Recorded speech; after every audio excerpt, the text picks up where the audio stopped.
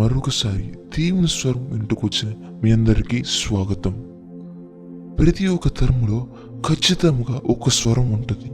అది ఆ ఒక్క తరమునకై దేవుని యొక్క హృదయం, దేవుని యొక్క మనస్సు తెలియజేసేదిగా.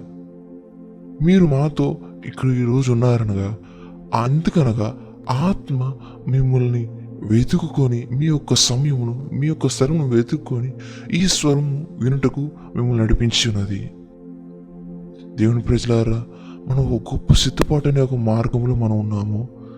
చివరిగా మనం ఈ యొక్క ప్రకటన గ్రంథంలో రాయబడిన ఈ లేఖనాలను తెరవటకు గత వారం అది ఎంతో గొప్పగా మనం ఒక శ్రద్ధ కలిగిన ఆ లేఖనాలు ఓపెన్ చేసే విధముగా ఉన్నది. మనకు వచ్చిన దాన్ని మనం చక్కగా అరిగించుకున్నటకు ఎవరైతే మాతో గత వారం కలిసి ఉన్నారో మీకు గుర్తున్నట్లయితే, మన ప్రవక్త అది కేవలం మనొక నిష్కలంకంగా ఉండటం మాత్రమే కాదు, అది దేవుడు మన ఇంకా చూసి మన యొక్క క్రియలను ఆయన చూస్తున్నారు, మన యొక్క కష్టంలో ఆయన చూస్తున్నారు అని ఆయన ఇంకా తాకి ఉన్నారు. మన ద్వితీయోపదేశకాండంలో గురించి కూడా ఆయన చెప్పి ఉన్నారు, ఇశ్రాయేలుకు ముందు వెళ్ళిన దేవుడు అని, వారు వాగ్దాన భూమికి ముందు వెళ్ళినప్పుడు అని. అయినప్పటికీ వారిలో ఉన్న ఒక చెడ్డ తరము ద్వారా వారు ఆ ఒక్క స్థలంలో వాళ్ళు వెళ్ళలేకపోయారు. వాళ్ళకైతే ఏదైతే కలిగి ఉన్న దాని గురించి మరొకసారి మనకెంతో భాగ్యమై ఉన్నది, అది మనకెంతో ధన్యత ఉన్నది. ఈ యొక్క స్టూడియోలో మన ప్రవక్త ప్రొఫెట్ షైజు మాథ్యూ గారు మనతో ఉండటం, మీరు నాతో కలిసి ఆయన ఆహ్వానిస్తారా? ధన్యవాదాలు. ప్రతిసారి నాకు ఎంతో సంతోషముగా ఉంటుంది. నేను పిలిచినందుకు ధన్యవాదాలు తండ్రి.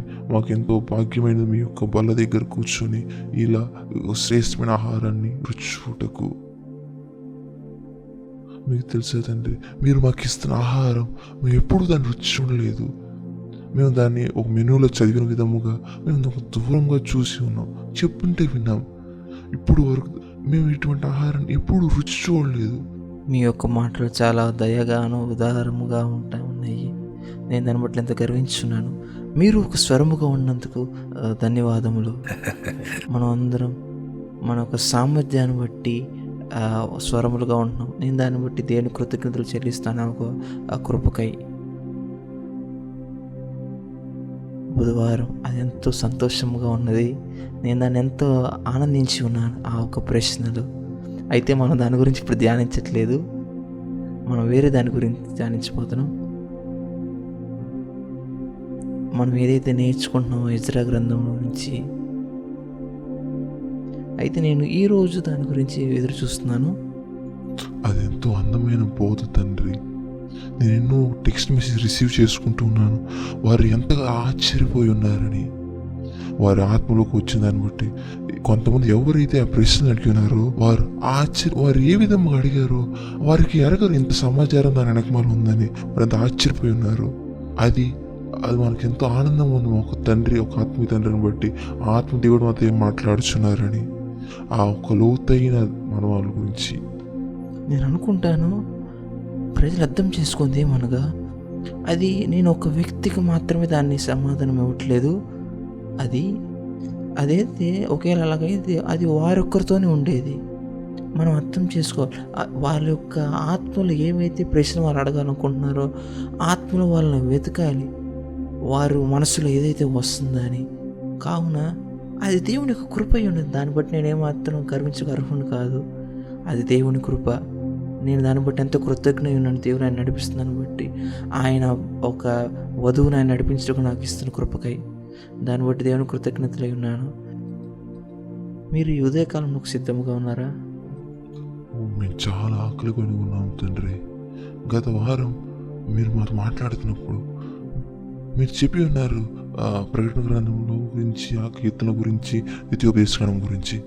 మీరు దాని గురించి చెప్తున్నప్పుడు ఒక కష్టం గురించి దేవుడు చూసి చెప్తున్నారు వాళ్ళని. ఎఫెసీ సంఘంలోకి ప్రకటన గ్రంథంలో రాయబడినట్లుగా వారి యొక్క కష్టములో దేవుడు వారిని బట్టి సంతోషించి ఉన్నారు. వారు దేవునికి సంతోషించిన విషయం ఏమనగా వారు కష్టం సహించి ఉన్నారు. అయితే వారు దుష్టత్వం సహించలేని వారుగా ఉన్నారు. తండ్రి, మీరు దాన్ని ప్రకటించిన తర్వాత మేము చూడగలిగి ఉన్నాం. అందులో ఎంతో దాగి ఉన్నదని. అయితే మీరు మాకు చెప్పలేదు. మీరు చెప్పి ఉన్నారు.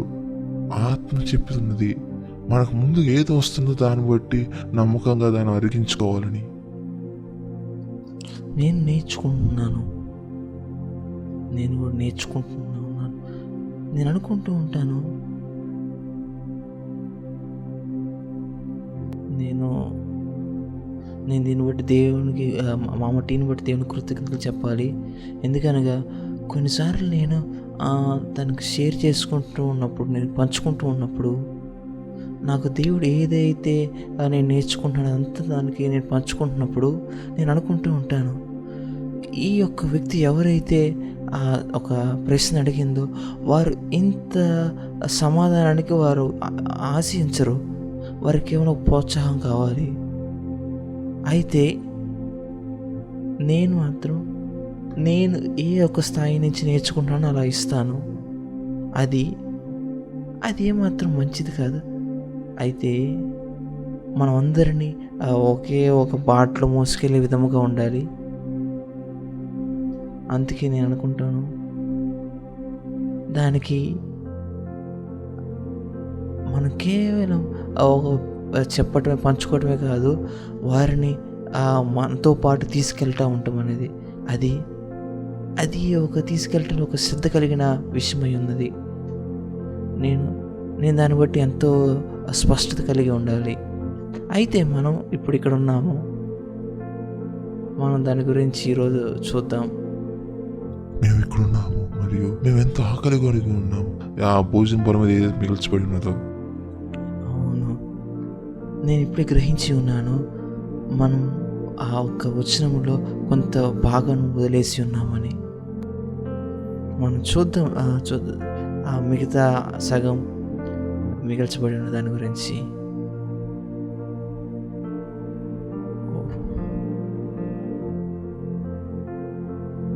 మనం ఈరోజు ఎంత నేర్చుకునేమో అనేది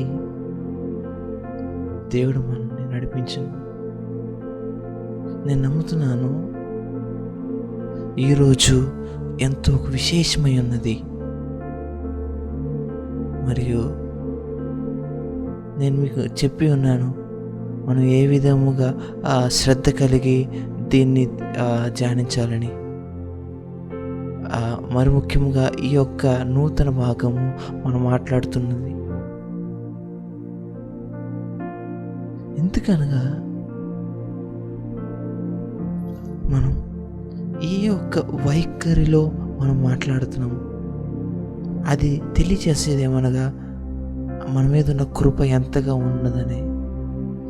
కావున మనం మాట్లాడచ్చు లేఖనం గురించి, దేవుడు ఏమి మాట్లాడి ఉన్నారని.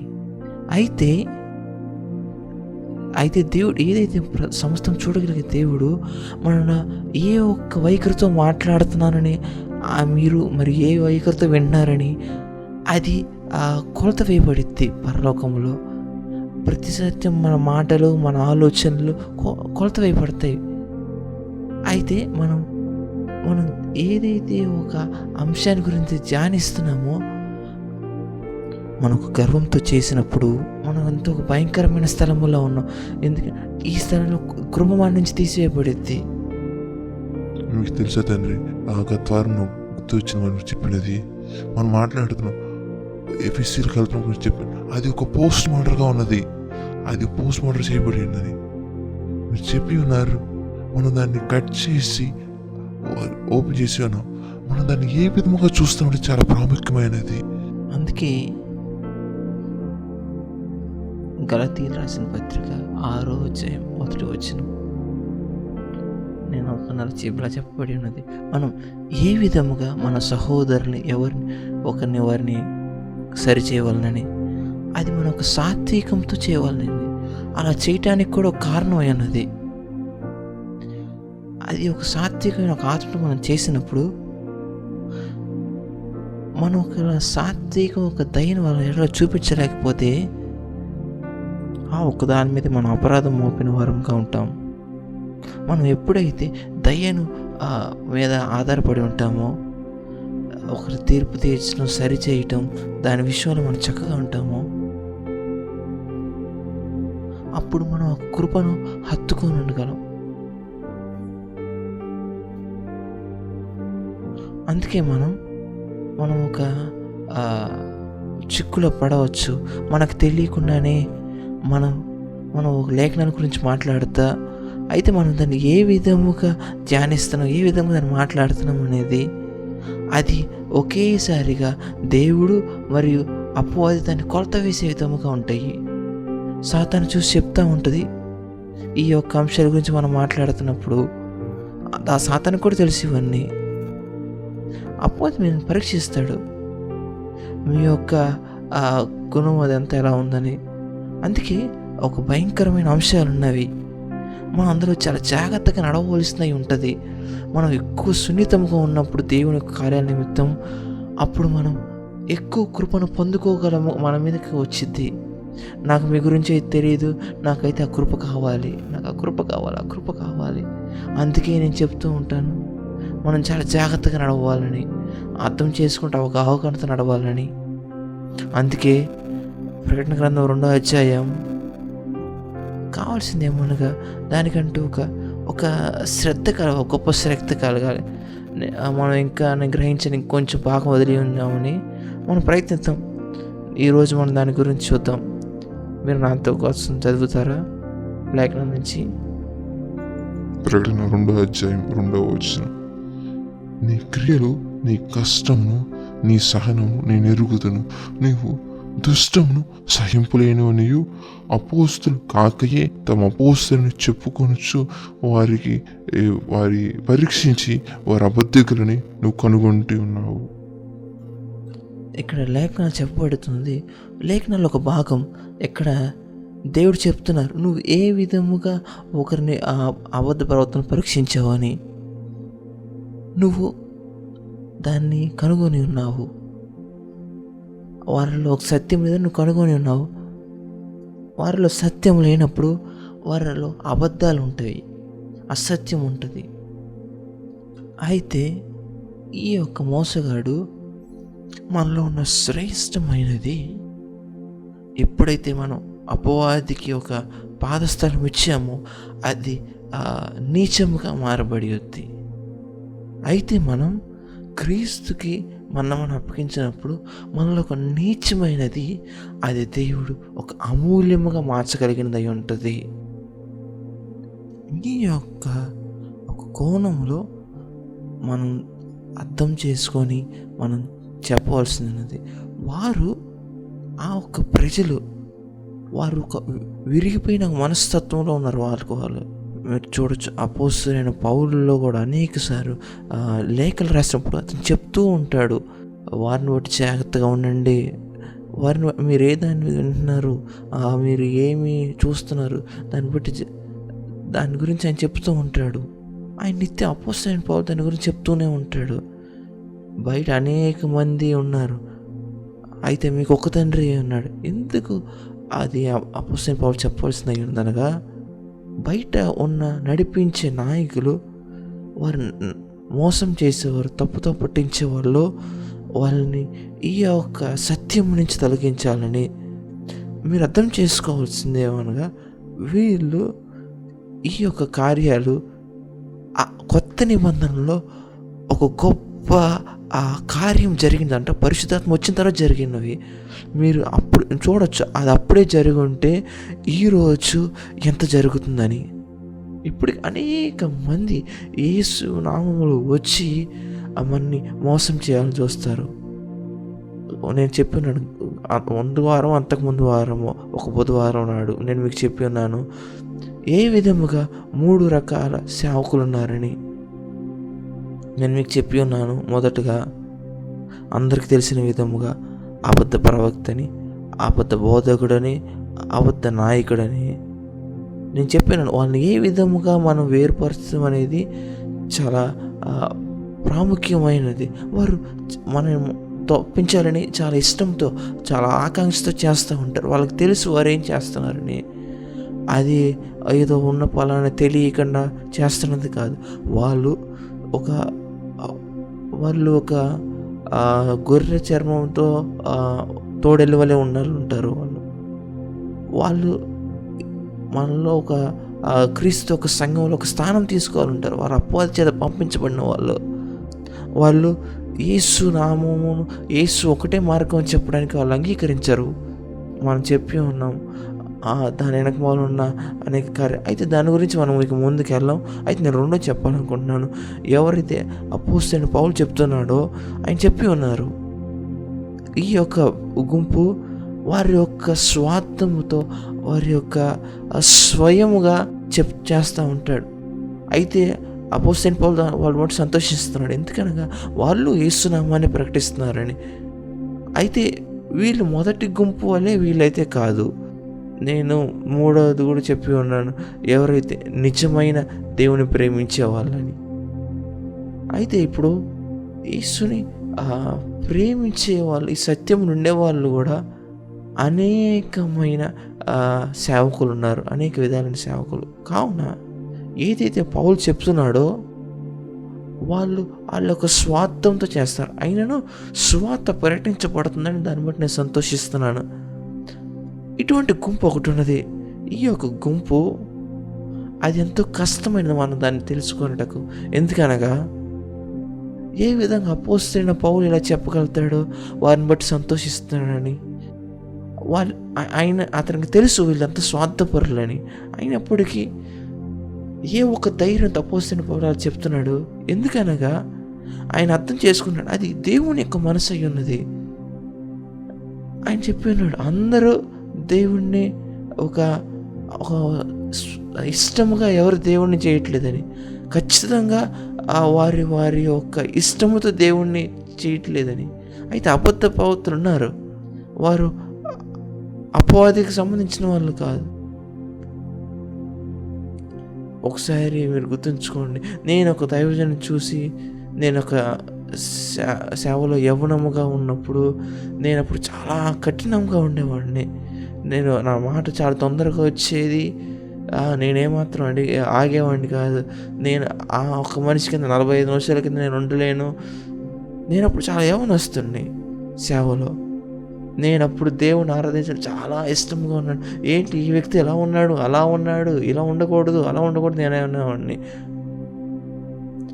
అవగాహన. నేను ఒక నైపుణ్యం కలిగిన అనుభవం కలిగిన దైవజనుడితో మాట్లాడుతున్నాను. నాకు గుర్తుంది, ఆయన చెప్పినారు, శైజు నువ్వు చూసావా ఆయన ఎంతమంది ఆయన్ని అనుసరిస్తున్నారని. అవును అని నేను చెప్పినాను. అవునని, అవును పాస్టర్ గారని ఆయన చెప్పారు. వాళ్ళు ఎందుకు అనగా ఆయన అనుసరిస్తున్నారనగా ఆయన నుంచి వారు ఏదో పొందుతున్నారు. అది నువ్వు కేవలం ఆయన ఏ విధంగా చేస్తున్నారు, ఏ విధంగా మాట్లాడుతున్నారు అనేది నీకు నచ్చదు. అయితే ఆయనకి వేల మంది అతన్ని అర్థం చేసుకొని అతను అనుసరించే వాళ్ళు ఉన్నారు. అయినప్పటికీ వీళ్ళకి ఈ యొక్క ప్రజలు ఒక తక్కువ మంచి దైవజనుడితో వాళ్ళకి కఠినమైన దైవజనుడినే వారు లోపడతారు. అది నన్ను ఆలోచించి చేయడం మొదలుపెట్టినది. ఈ యొక్క మొత్తమైన గుంపు వాళ్ళు కేవలం ఒక కఠినంగా చాలా మొండిగా ఉన్న ఒక దైవజనుడిగా లోబడి ఉంటారు. అయితే చూడండి, నేను బాధపడి ఉన్నాను. నేను ఎంతో గొప్పగా అనుకొని నాకు అటువంటి భాష ఉన్నది ఇదని. అయినప్పటికీ దేవుని యొక్క వధువుని ఆయన నడిపిస్తూ ఉన్నారు. ఎవరైతే ఆ ఒక్క భాషను మాత్రం, ఆ ఒక్క కఠినతను మాత్రం అర్థం చేసుకుంటారని. అయితే నాకు ఇంకా గుర్తు ఉంది, ఆయన ఇంకా చెప్పినారు. అటువంటి వాళ్ళకు కూడా దేవుని రాజ్యంలో, ఆ దేవుని యొక్క క్రీస్తు శరీరంలో వాడుకున్నట్టుగా స్థానం ఉందని. ఆ ఒక్క దినము నుంచి నేను తీర్మానం చేసుకున్నాను, నేను ఎవరిని దేవుని యొక్క సేవకులను తీర్పు తెచ్చకూడదని. నా ఒక రుచికి వారు తగలేదని వారిని తీర్పు తెచ్చకూడదు. ఎందుకనగా కొంతమంది వారి యొక్క మనసులో ఒక మంచి దైవజనుడు సాధారణంగా తెల్ల షర్టు, సాధారణమైన ప్యాంటు, ఆయన టై కట్టుకోడు, ఆయన ఒక మెరిసే ఒక చెప్పులు వేసుకోడు, పాత చెప్పులు, యేసుప్రభు నాటి కాలం చెప్పులు వేసుకోవటం, ఆయనకి ఆయన ఒక విలువైన కారు ఉండదు. అయితే అతను ఒక విశ్వాసుడిగా కారు తీసుకొని దించమని అది అది ప్రజలకు ఇలా చేస్తుంది. ఇదే బహుశా ఒక దైవజనుడు ఒక తక్కువగా ఉండాల్సిన స్థితి ఏమోనండి. అయితే ఈ యొక్క వ్యక్తి, కొంతమంది అనుకుంటారు మా దైవజనుడు ఇలా ఉండాలి, చాలా చురుకుగా ఉండాలి అని. నా దైవజనుడు ఆయన మమ్మల్ని గుర్తింపు చేసే విధానముగా, మా సంఘముని, మా ఒక్క పట్టణమును చేసే విధముగా ఆయన చాలా. ఇంకో గుంపు ఉంటుంది, వారు మా యొక్క దైవజనుడు ఆయన బంగారం వల్ల ప్రకాశించి ఉండాలని, ఆయన ఒక సువర్ణముగా ఉండాలని. అది మీ యొక్క రుచి అయి ఉన్నది. వారు దేవుని యొద్దకు ఈ విధముగా వచ్చి ఉన్నారు. వాళ్ళ యొక్క ధనముని విచ్చలుగా చూపిస్తూ ఉండటం. కొంతమంది వాళ్ళ ఒక లేటెస్ట్ యొక్క సంభాషణలు, అది ఒక గుంపు అయి ఉన్నది. వారిని అలా వదిలేయండి. ఇంకొక శక్తిగల మాట ఉన్నది, రోమీయులు 14:4, నువ్వెవరివి తీర్పు తీర్చుటకు, వేరే ఒక యజమానుడి యొక్క పనివాడిని. అది యజమాని యొక్క పని అయి ఉన్నది, ఆయన చూసుకుంటారు. అయితే ఇలా చెప్పబడి ఉన్నదా ఒక దేవుడు చెప్తున్నారు, నువ్వు వాళ్ళని పరిశీలించి ఉన్నావు, వాళ్ళని పరిశీలించిన అబద్ధికులను ఎరిగి ఉన్నావు. మనం అర్థం చేసుకోవాలి, ఇక్కడ రెండు వేరుగా ఎప్పుడు దేవుడు చెప్తున్నారు అని తీర్పు తీర్చొద్దని, మరియు దేవుడు ఎప్పుడు చెప్తున్నారు శ్రద్ధ కలిగి ఉండని. నువ్వు ఎప్పుడు ఇటువంటి ఒక ఇది కలిగి ఉండాలి. నేను మీకు దీన్ని సాధారణంగా చేయనివ్వండి. ఎప్పుడైతే అది మీ యొక్క మనస్సుకు సంబంధించిన విషయం అయితే, అది ఆ ఒక్క వ్యక్తి ఎవరైతే మీకు ప్రసంగం చేస్తున్నారో మీరు చాలా జాగ్రత్తగా ఉండవలసినది. ఈ యొక్క వ్యక్తి అపవాది చేత పంపించబడిన వాడు కాదని, మిమ్మల్ని దేవుని దగ్గర నుంచి తీసేసేవాడుగా ఉండకూడదు. ఎందుకంటే బయట అనేక మంది ప్రాముఖ్యమైన ఎక్కువ గొప్ప వాళ్ళు ఉన్నారు. వారు దేవుణ్ణి నామని చెప్తారు. నేను చెప్పాలంటే ఆయన పేరు చెప్పచ్చు. అనేక మంది మీరు ఎరిగి ఉన్నారు. వారు దేవుడి నామాన్ని ఉచ్చరిస్తారు. అప్పుడప్పుడు వారు వాక్యాన్ని ఎత్తిపడతారు. అయినప్పటికీ వారు దేవుడి చేత పంపించబడిన వాళ్ళు కాదు. మీరు అర్థం చేసుకోవాలి, వాళ్ళు అబద్ధికులు. మీరు దాన్ని బట్టి మీరు గ్రహించవలసినది. అయితే మన తరంలో ఏం జరుగుతుందనగా, మనం ఒక కృపను కోల్పోయి ఉన్నాం. వాళ్ళని వేరు చేసుకోవటంలో, ఆ ఇద్దరిని ఎవరు ఏ విధముగా ఉన్నారని మనం తెలుసుకోవటంలో అని.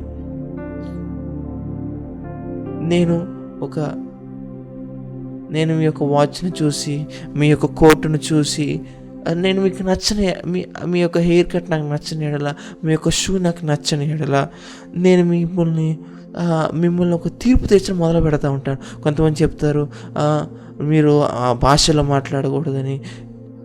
నేను ప్రతి ఒక్కటి మీ మీద నింద వేయాలనుకుంటూ ఉంటాను. మీరు చూస్తారు ఇక్కడ ఈ యొక్క తరంలో ఏం జరుగుతుందనగా, మనం కోల్పోయి ఉన్న ఒక కృపను అయితే మీరు చూస్తూ ఉంటారు. ఈ యొక్క తరంలోకి ఏమవుతుందంటే, మనం గౌరవంగా ఉంటామనే ఒక కృపని మనం కోల్పోయి ఉన్నాము.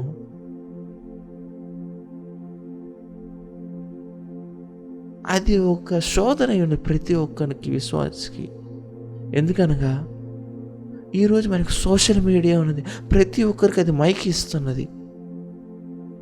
కావున మనం యేసు నామాన్ని తొందరగా అడ్డుకోవాలన్నట్టు చూస్తూ ఉంటాం. మనం ఎరగకే దాన్ని చేస్తాను. మనకు తెలియక దేవుడు ఒక గొప్ప తీర్పు తీర్చేవాడని, ఆయన న్యాయవంతుడని మనం ఆయన స్థానాన్ని తీసుకోకూడదు. మనం దాన్ని చాలా భయంతో ఉండాలి. ఎందుకనగా అది దేవుని యొక్క మౌనము. ఆయన తీర్పు, ఆయన ఒక స్థానం తీసుకొని తీర్పు తీర్చడానికి కాదు. అది ఒక శోధన అయి ఉన్నది. ప్రతి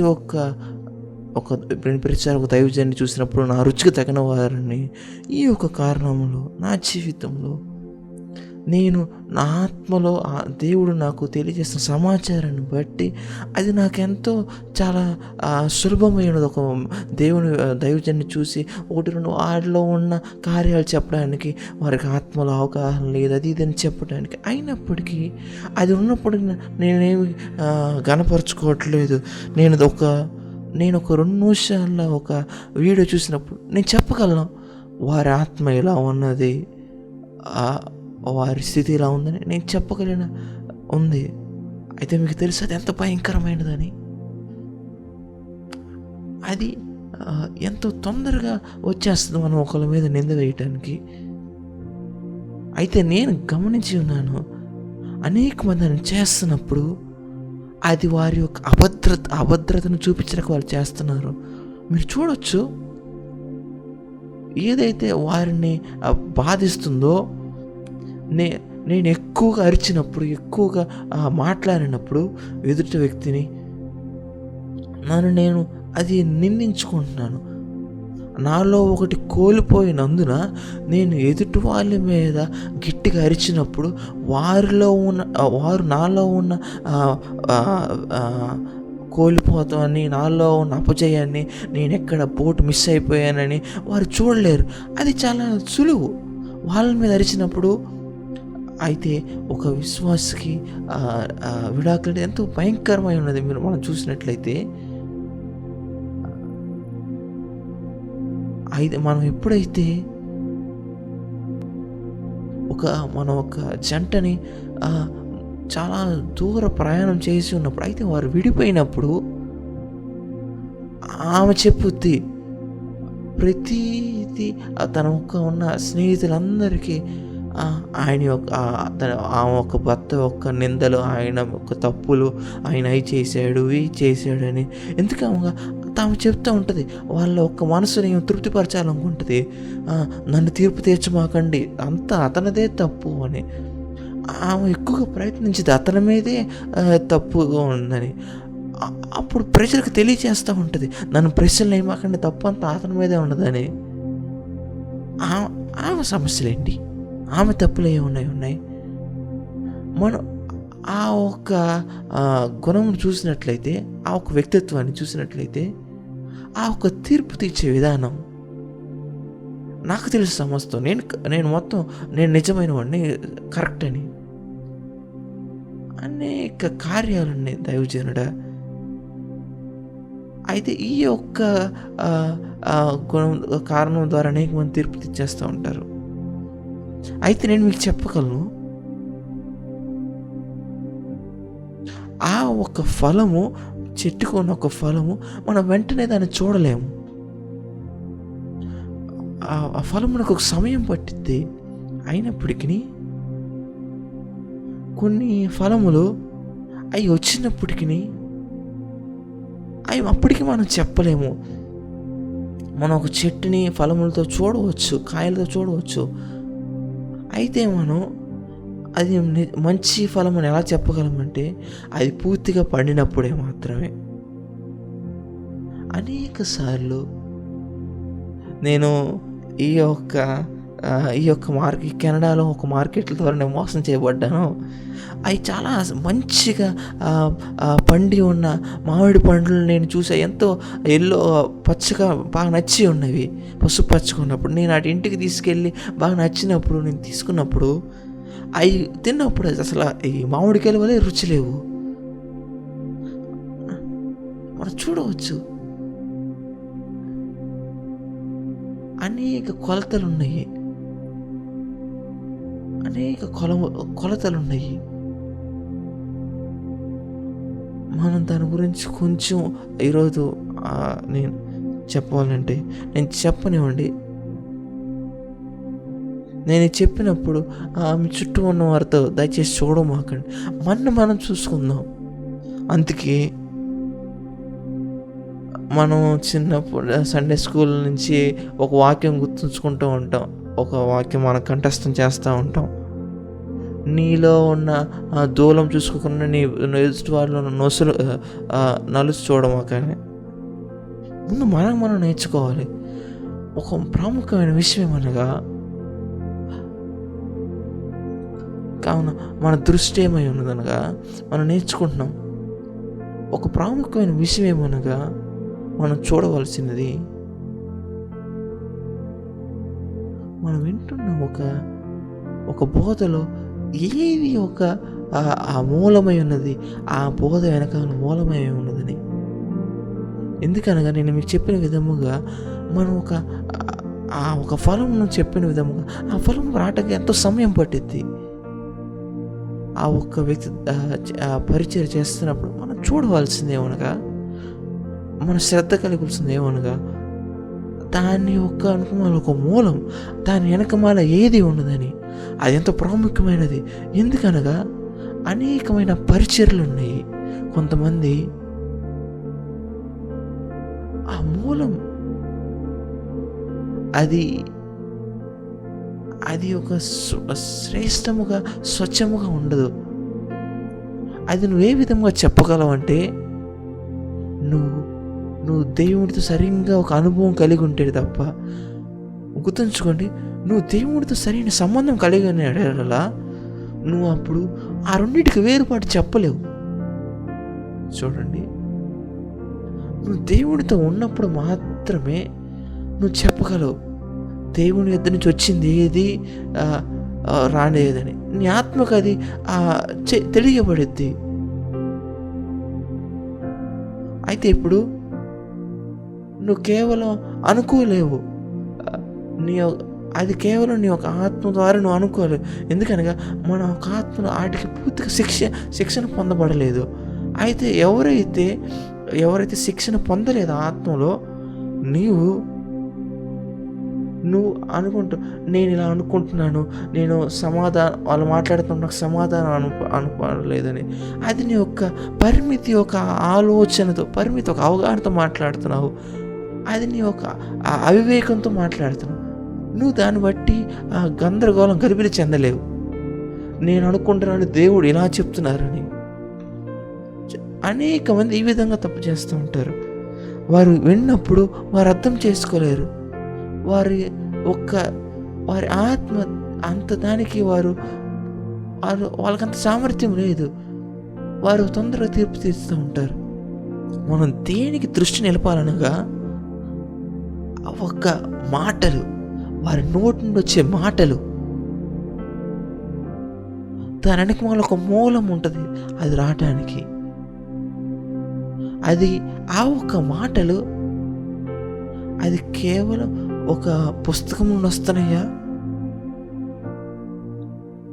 అవి ఒక పాఠశాల నుంచి వస్తున్నాయా, అది ఒక మనిషి ఒక ఆలోచన అయి ఉన్నదా, లేదంటే అది ఒక ఆత్మతో నింపబడిన ఒక సమాచారం అయి ఉన్నదా అని మనం దాని గురించి దృష్టి నిలపాలి. ప్రజలారా, నేను చెప్తాను, అది కేవలం అదే ఎవరైతే మనిషి యొక్క ఆలోచనలు మాట్లాడతారో తప్పని చెప్పట్లేదు. అయితే ఖచ్చితంగా ఒకరు ప్రాముఖ్యమైన, ఒకరు శ్రేష్ఠులు, మరొకరు కాదు. నువ్వు ఎక్కువగా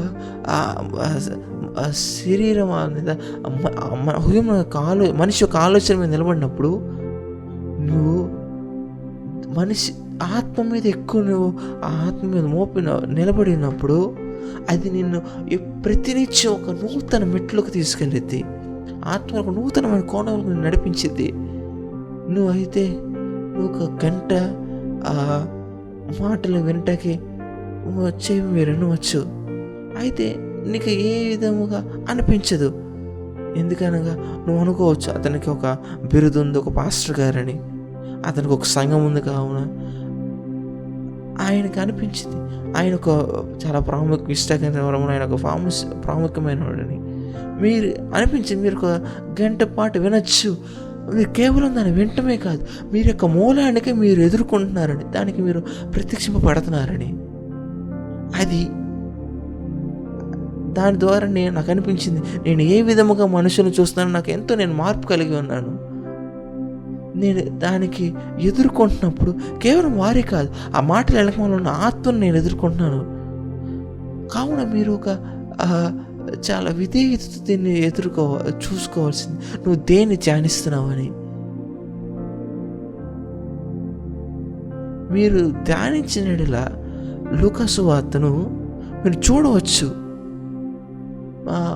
మేరీ ఈ యొక్క వాక్యాన్ని ఆమె పొందుకొని ఉన్నది, బైబిల్ చెప్పబడి ఉన్నది. ఆమె తన హృదయములో దాన్ని ధ్యానించి ఉన్నది, ప్రతినిత్యం దాన్ని ధ్యానించి ఉన్నదని. ప్రతినిత్యం మీరు చూడవచ్చు. ఒక మాట మీ వద్దకు వచ్చినప్పుడు మీరు దాన్ని మీకు తెలియకయే మీరు ఎరిగియే దాన్ని ధ్యానిస్తూ ఉంటారు. మీ ఆత్మలో మీ యొక్క ఆత్మ ఒక సమాచారాన్ని పొంది ఉన్నది. మీరు చూడవచ్చు 30 సంవత్సరాల తర్వాత మీరు ఏమైతే తన యొక్క ఆత్మలో ఉన్నదో అది ఇప్పుడు భౌతికంగా రూపించబడి ఉన్నది పదార్థముగా. నువ్వు ఏదైతే వింటున్నావో అది ఎంత ప్రాముఖ్యమైనది అనగా నువ్వు ఎంత వింటున్నావు అనేది. ఎందుకనగా ఆ ఒక్క మాటలు నీలో ఒక పదార్థముగా చేయబడుతూనే ఉన్నవి. ఏ ఒక్క పదార్థం నీలో రూపించబడాలి అనేది నీ చేతిలోనే ఉంటుంది. కొంతమంది చెప్తుంటారు, నేను ప్రతిదీ వినాలనుకుంటానని, నేను ప్రతిదీ తెలుసుకోవాలనుకుంటున్నానని. ఒక సమాచారం ఉంటుంది, అది ఎంతో ప్రమాదకమైన, అదొక విషముగా ఉంటుందని. ఆ ఒక సమాచారం అది అపవాది నుండి వచ్చినప్పుడు అవ్వ కూడా విని ఉన్నది. అది అవ్వ తెలుసుకోలే దాని వెనకమాల ఒక మూలాన్ని మనం తెలుసుకోవాలి. మనం ఒక ఆత్మ నిత్యము శిక్షణ పొందిన విధంగా ఉండాలి, ప్రతి ఒక్క మాట మనం వినకుండా. అందుకే మనం చూడవచ్చు, అపోస్తలుడైన పౌలు చెప్తూ ఉంటాడు, నేను నా ఒక్క కుమారుణ్ణి, నాకు ఎంతో నమ్మకమైన క్రీస్తును నమ్మకమైన నా కుమారుణ్ణి, నా ప్రియ కుమారుణ్ణి తిమోతిని మీ వద్దకు పంపుతున్నాను. అతను నా ఒక మార్గంలో మీకు, క్రీస్తులో నా మార్గంలో మీకు తెలియజేస్తాడని. వేరే వాళ్ళ మార్గంలో కాదు ప్రజలారా. ఎందుకనగా ప్రతి ఒక్క మనిషికి వారి వారి మార్గములు ఉంటాయి. అయితే నేను చెప్తున్నది ఏమనగా నా ఒక అనుభవంలోనిది, నా క్రీస్తులో నా నడక ఏమై ఉన్నదని నేను నమ్ముతున్నాను. మీ యొక్క దైవజనుడు ఆ దేవుని యొక్క మాటలు నా ఒక్క కార్యాలు అనుసరించినని. కేవలం ఒక పుస్తకం కాదు, ఏది మా తల్లి తెలియజేసినారు, మా కుటుంబం ఇదే విధంగా వస్తాం, అటువంటిది కాదు. ఇది ఎవరైతే వారి దేవుని నడకలు నడుస్తున్నప్పుడు వారు చెప్పవాలి, ఇది నేను దేవునితో పొందుకున్నాను, ఈ మార్గం సత్యమైనది, నేను దేవునితో ఒక అనుభవం కలిగి ఉన్నాను, ఇది ఒక శ్రేష్టమైన మార్గం చెప్పగలగాలని. ఇటువంటి ఒక ధైర్యం కావాలి, నాకు ఒక అనుభవం ఉన్నది అని. దేవునిది ఒక అనుభవం. ఇది మీకు ఎంతో ఒక గొప్ప అవకాశాన్ని ఇస్తుంది, గొప్ప ఆలోచన ఇస్తుంది. ప్రజలు వారు అనుకోవడానికి. ఆయన తర్వాత చెప్తున్నాడు, నేను ఈ యొక్క వ్యక్తిని, ఈ యొక్క నా కుమారుణ్ణి, అతను నా క్రీస్తు నా మార్గములు నేను ప్రకటించిన రీతిగా ప్రతి ఒక్క మార్గంలో. పౌలు చాలా స్పష్టంగా ఉన్నాడు ఇక్కడ. ఈ యొక్క వ్యక్తి మీకు దగ్గరకు వచ్చినప్పుడు అతను చాలా నమ్మకంగా నా దగ్గర ఉన్న సమాచారాన్ని మీకు పంపించడానికి, అతను ఆత్మలో పొందుకున్న సమాచారాన్ని అది చాలా నమ్మకముగా ఇతనికి కూడా మీ యొక్క ఆత్మలో కూడా ఈ నా కుమారుడు మీకు తెలియజేస్తూ ఉంటాడు. ఏ ఒక్కటి దాన్ని మార్పు చేయకుండా అతను ఈ యొక్క సామర్థ్యాన్ని, ఈ యొక్క కృపను, ఈ యొక్క ప్రత్యక్షతని కలిగి ఉంటాడు. దీనికి ముందు వెళ్ళటం కానీ దీనికి వెనక రావటం కానీ ఉన్నాడు. కరెక్ట్ ఆ స్థాయిలోనే చెప్తూ ఉంటాడు. నేను ప్రార్థిస్తున్నాను, మనకి ఆత్మీయ కుమారులు కుమార్తెలు అటువంటి వాళ్ళు ఉండాలని.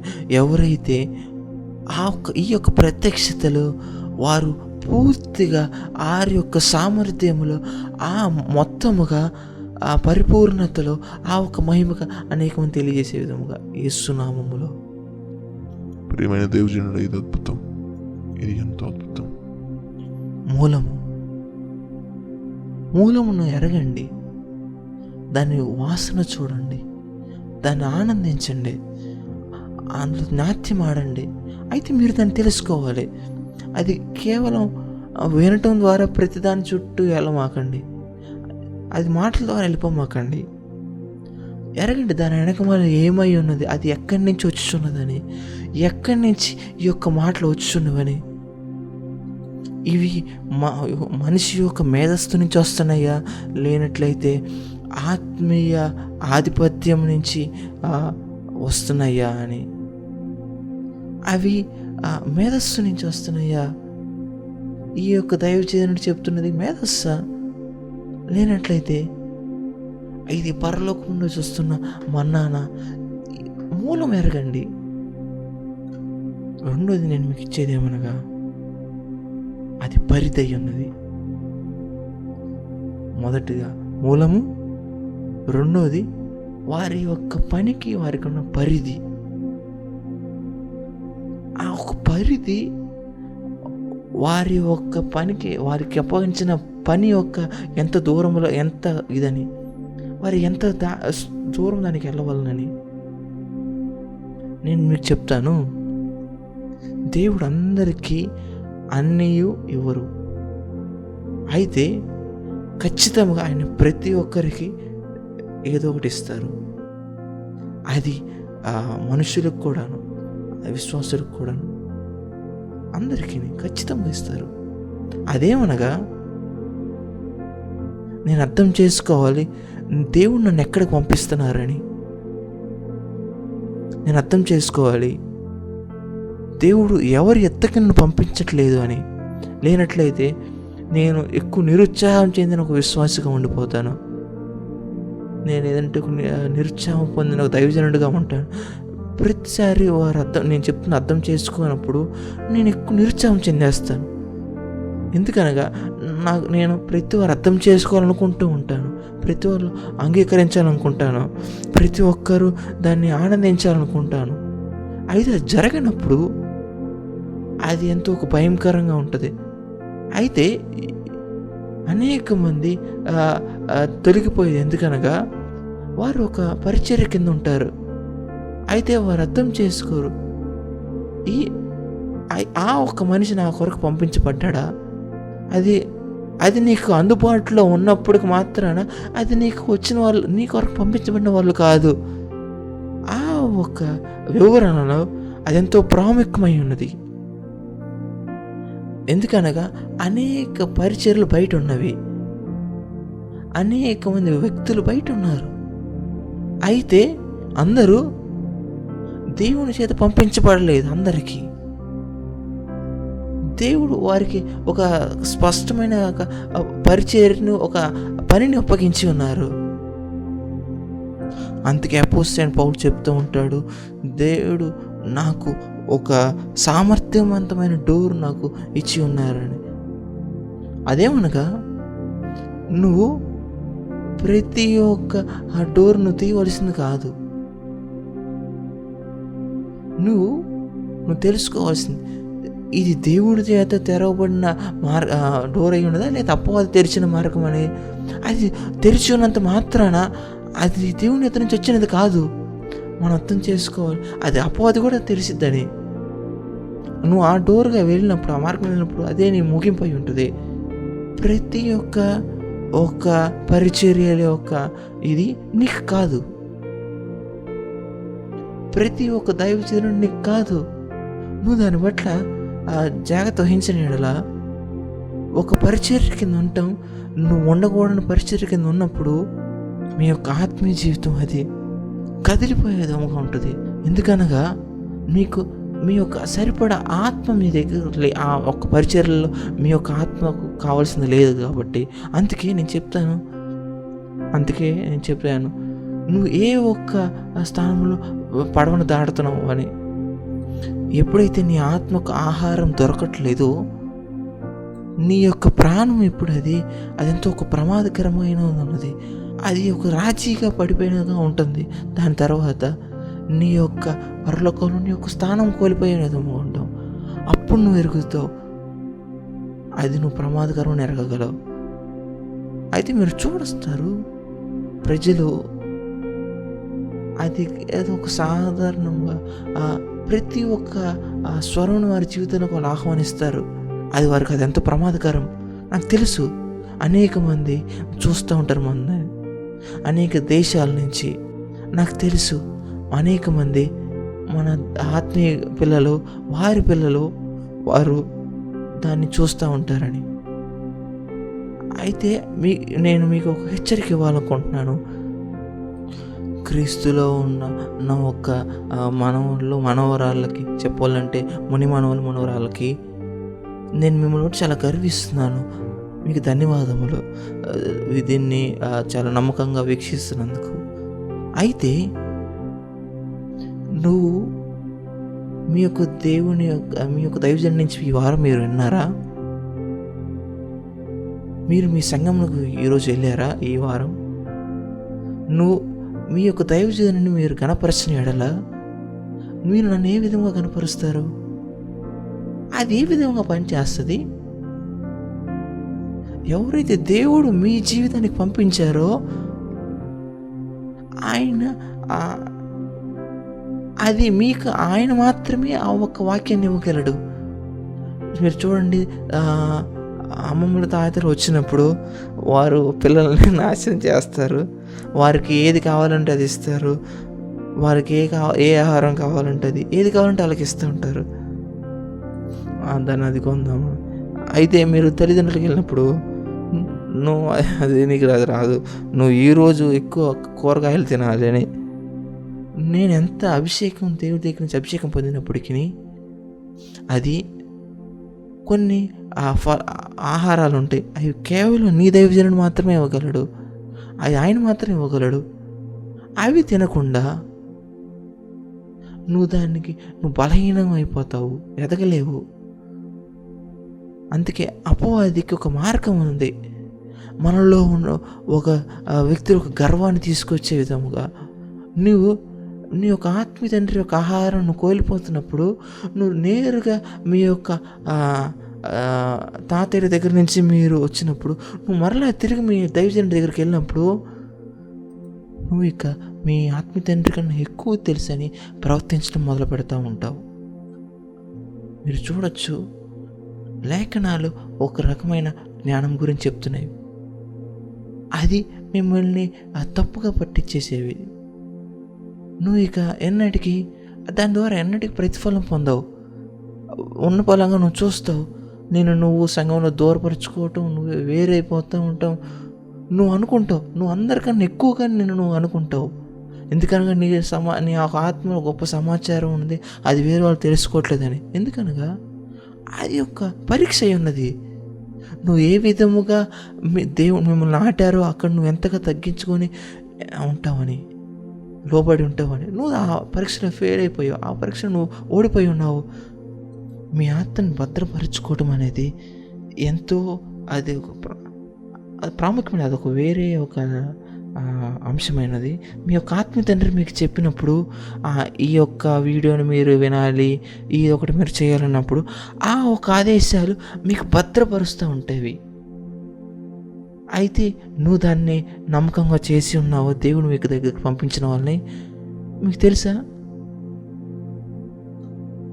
నేను ఒక వ్యక్తికి సాయం చేయలేట్టుగా ఉన్నాను. అది నేను మీకు తెలియచేయాలని అనుకోవట్లేదు. అయితే మీకు ఉపయోగపడినట్లయితే, నేను అతనికి చాలా కాలం నుంచి సాయం చేయలేనిగా ఉన్నాను. అయితే నేను కనుక్కొని ఉన్నాను, ప్రభువా మా కుమారుడికి సహాయం చేయండి అని నేను ఎంతోకాలం ప్రార్థన చేసి ఉన్నాను. అయితే కొన్ని కారణాల ద్వారా ఆయన ఆత్మలో నేను లోపలికి వెళ్ళలేకపోతున్నాను. దేవుడు చెప్పారు, చూసారుగా అతను ఎప్పుడు మీ ప్రసంగం అడగమన్నారు. అయితే నేను అడుగుతూ ఉండగా నేను ఆ వ్యక్తి యొక్క మొహంలో బెన్నిహిన్ గారి యొక్క ఫేస్ని చూసి ఉన్నాను, మొహంని. అయితే నేను అతను అడగడం కన్నా నేను అడిగి ఉన్నాను, నువ్వు చివరికి ఎప్పుడు బెన్నిహిన్ గారు తిన్నావని. అతను చెప్పాడు, లాస్ట్ వీక్ నేను విన్నాను, గత వారం నేను విన్నాను, అంతకుముందు విన్నాను, ఆయన ప్రతి శుక్రవారం నుంచి మాట్లాడారు. ఆయన చెప్తున్నారు సమాచారం అతను ఏమేమి వింటున్నాడా అని. అయితే తర్వాత నేను అడిగాను, చివరిసారిగా మన ప్రసంగాలు ఎప్పుడు విన్నామని. నేను చాలా బిజీగా ఉన్నాను, అయితే నేను దాని తర్వాత చూద్దామని పెట్టుకున్నాను. నేను నవ్వుతూ చెప్పి ఉన్నాను. ఇది ఎంతో ఆసక్తికరమైన విషయం. ఇక్కడున్న యవనస్తుడు అతను నా జీవితం మీద ఉన్న కృపను పొందుకోవాలనుకుంటున్నాడు. అయినప్పటికీ ఆయన ఈ యొక్క వాక్యం వినట్లేదు. ఈ యొక్క వాక్యం ద్వారా వచ్చే కృపని ఆయన వినట్లేదు. మీరు తప్పుగా అనుకోమాకండి, ఆ వ్యక్తిని నేను చాలా ప్రేమిస్తూ ఉంటాను. అయితే ఇక్కడ వేరేమనగా ఆయన ఒక విడుదల కోసం ఎదురు చూస్తున్నాడు. నా ఒక పరిచయ ద్వారా ఆయన ఒక కృపను పొందుకోవాలనుకోవట్లేదు. నేను అతని కోసం పంపించబడి ఉన్నాను. అయినప్పటికీ ఆయన ఒక మంచి సమయము దేవుడు అతను పంపించిన వారి కోసం తీసుకోవట్లేదు. అది ఎందుకో కూడా మీకు తెలుసా? నేను చెప్పినప్పుడు మీరు అనుకోమాకండి, నేను చెప్పినాను ఇది పోస్ట్ మార్టం అని చాలా జాగ్రత్తగా చూడవలసిందని. అదేదో నేను ఎవరు చేయలేదు, నేను చేయలేదు.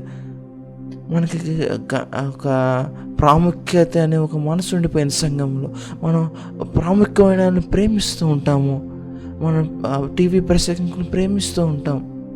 మనకు అటువంటి స్వభావం ఉంది. మనం మర్చిపోతూ ఉంటాం.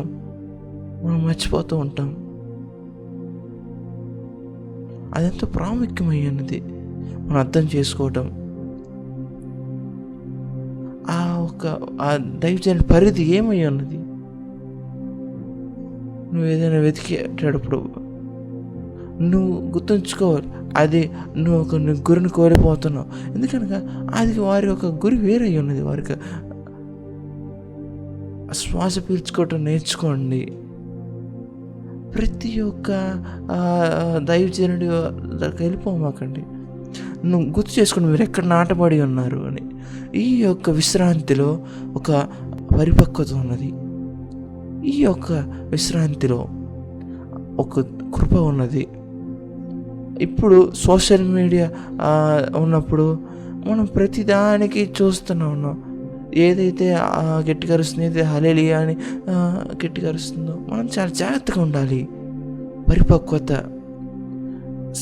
విశ్రాంతిగా ఉండటం నేర్చుకోవాలి. విశ్రాంతిగా ఉండటం, అక్కడ దేవుని కృప, దేవునికి ఆశీర్వాదం ఉన్నది. మనం ముందుకు సాగుదామా? మేము ఇంకాను ఆకలి కొనుక్కున్నాం తండ్రి.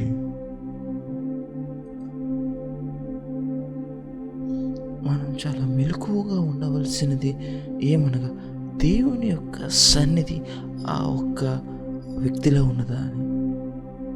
నేను చెప్పిన విధముగా మనం కేవలం ఒక పరిశీలన చేయట్లేదు దీన్ని. మనం ఆ ఫలం వచ్చి ఆ ఫలం చెడ్డగా ఉన్నదని చూసి చెప్పేంతవరకు ఉండట్లేదు.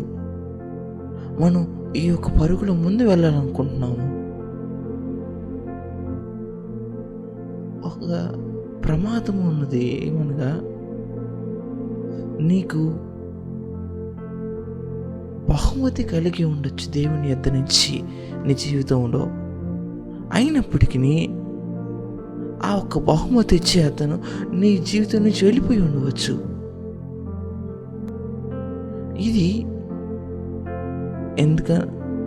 ఇది బహుశా చాలా గొప్ప సవాల్ అయినది దేవుని యొక్క సేవకుడికి. దేవుడు మనం పిలిచినప్పుడు, దేవుడు మనం పిలిచి ఆయన పిలుపు మన మీద ఉన్నప్పుడు ఆయన మనం ఆశీర్వదిస్తారు. ఒక దేవుని కృపతోనూ ఆయన మన తలాంతులతో ఆశీర్వదిస్తారు. వాక్యం చెబుతున్నది దేవుడు ఇచ్చే బహుమతులకి ఆయన పశ్చాత్తాపడువాడు కాదు. అయితే అనేక మంది వారు ఎక్కడ ప్రారంభించారో దాన్ని ఇంకా కొనసాగించారు. కొన్ని కార్యాలు ఉంటాయి. నువ్వు దేవుడు నీ జీవితంలో ప్రారంభించడానికి నువ్వు ప్రారంభించిన కొన్ని దేవుడు చూసి ఉన్నారు. ఆ ఒక నీ కార్యాల వల్ల ఆ బహుమతులు నీ జీవితంలోకి వచ్చి ఉన్నాయి. అయితే ఇప్పుడు నీకు ఆ బహుమతులు ఉన్నాయి, ఆ కృప ఉన్నాయి. అయితే నువ్వు మాత్రం నువ్వు దేవుణ్ణి అనుసరించిన విధంగా, అప్పుడు అనుసరించిన విధంగా ఇప్పుడు అనుసరించనుగా. అయితే నువ్వు దేవుణ్ణిలో కొత్తగా ఉన్నప్పుడు నువ్వు చాలా మంచి అలవాట్లు, మంచి గుణము, మంచిగా ఆ దేవుణ్ణి ప్రేమించటం. అయితే కొన్ని సంవత్సరాల తర్వాత నువ్వు చూస్తావు నీ యొక్క ఆసక్తిని తగ్గిపోవటం నువ్వు చూస్తావు. ప్రారంభంలో దేవుడిని పట్ల చాలా తృప్తి చెంది ఉంటారు, ఆయన నీ జీవితం మీద కృప ఇచ్చి ఉన్నారు. అయితే ఇప్పుడు ఆ ఒక కృప నీ మీద ఉన్నది, బహుమతి నీ మీద ఉన్నది. అయితే నువ్వు మాత్రం అది ఒక మతపరమైన అలవాటుగా మారిపోయినట్టుగా ఉంటుంది. నువ్వు ఇక ఏమాత్రం దేవుని సన్నిధి గురించి పట్టించుకోవు. కొంతమంది వారు చాలా కష్టంగా ఉంటారు. దేవుని అర్థం చేసుకోవడం. నువ్వు పరిశుద్ధాత్మ దగ్గర నుంచి బహుమతులు పొందొచ్చు. అయినప్పటికీ పరిశుద్ధాత్ముడి యొక్క మీ జీవితంలో భాగస్వామ్యం ఉండరు. ఆయన ఒక గొప్ప ఉదాహరణ ఏమనగా, తప్పిపోయిన కుమారుడు తండ్రి ఎద్ద నుంచి వెళ్ళిపోయినప్పుడు, అది బహుమతి పొందినప్పుడు ఆ బహుమతి అతని దగ్గర ఉన్నది. అయితే నువ్వు తండ్రి దగ్గర నుంచి దూరంగా వెళ్ళినప్పుడు తండ్రి ఎద్ద నుంచి మీరు చూడొస్తారు. అదే విధముగా ఇస్కరియోత, అతను కూడా అభిషేకం పొందినవాడు, బహుమతులు పొందినవాడు. అతను కూడా దురాత్మను వెళ్ళగొట్టిన అతను కూడా యేసు ప్రభు వారు ఇద్దరిని పంపించినప్పుడు అతను కూడా అందులో ఉన్నాడు. అతను దురాత్మను వెళ్ళగొట్టాడు, గొప్ప కార్యాలు చేస్తున్నాడు, మన స్వస్థత కలిగి చేసి ఉన్నాడు. సాతాను పడిపోవటం చూసి ఉన్నారు వాళ్ళు. అయితే ఆ ఒక్క సాక్ష్యం, ఆ ఒక్క పరిచర్య, ఆ ఒక్క సన్నివేశాలు ఇతనిలో ఉన్నాయి. అయినప్పటికీ ఇస్కరియోత ఆ ఒక్క బహుమతి అతను ముగింపు ఏమై ఉన్నది, కొన్నిసార్లు దేవుని యొక్క సన్నిధి వెళ్ళిపోయి ఉన్నది. అయితే మీరు చూస్తే లూసిఫర్ని, పరలోకంలో ఉన్న ఈ లూసిఫర్ గొప్ప శక్తి, అతను ఎంతో గొప్ప శక్తిగా ఉన్నాడు. పరలోకంలో ఎక్కువ బహుమతి పొంది ఉన్నాడు, గొప్ప శక్తులు కలిగి ఉన్నాడు. అయినప్పటికీ అతను అక్కడ ఉన్నప్పుడు అతనికి చెడ్డ ఆలోచన కలిగి ఉన్నది. ఆ ఒక్క ఆలోచన ద్వారా దేవుడు అతను తోసివేసి ఉన్నారు.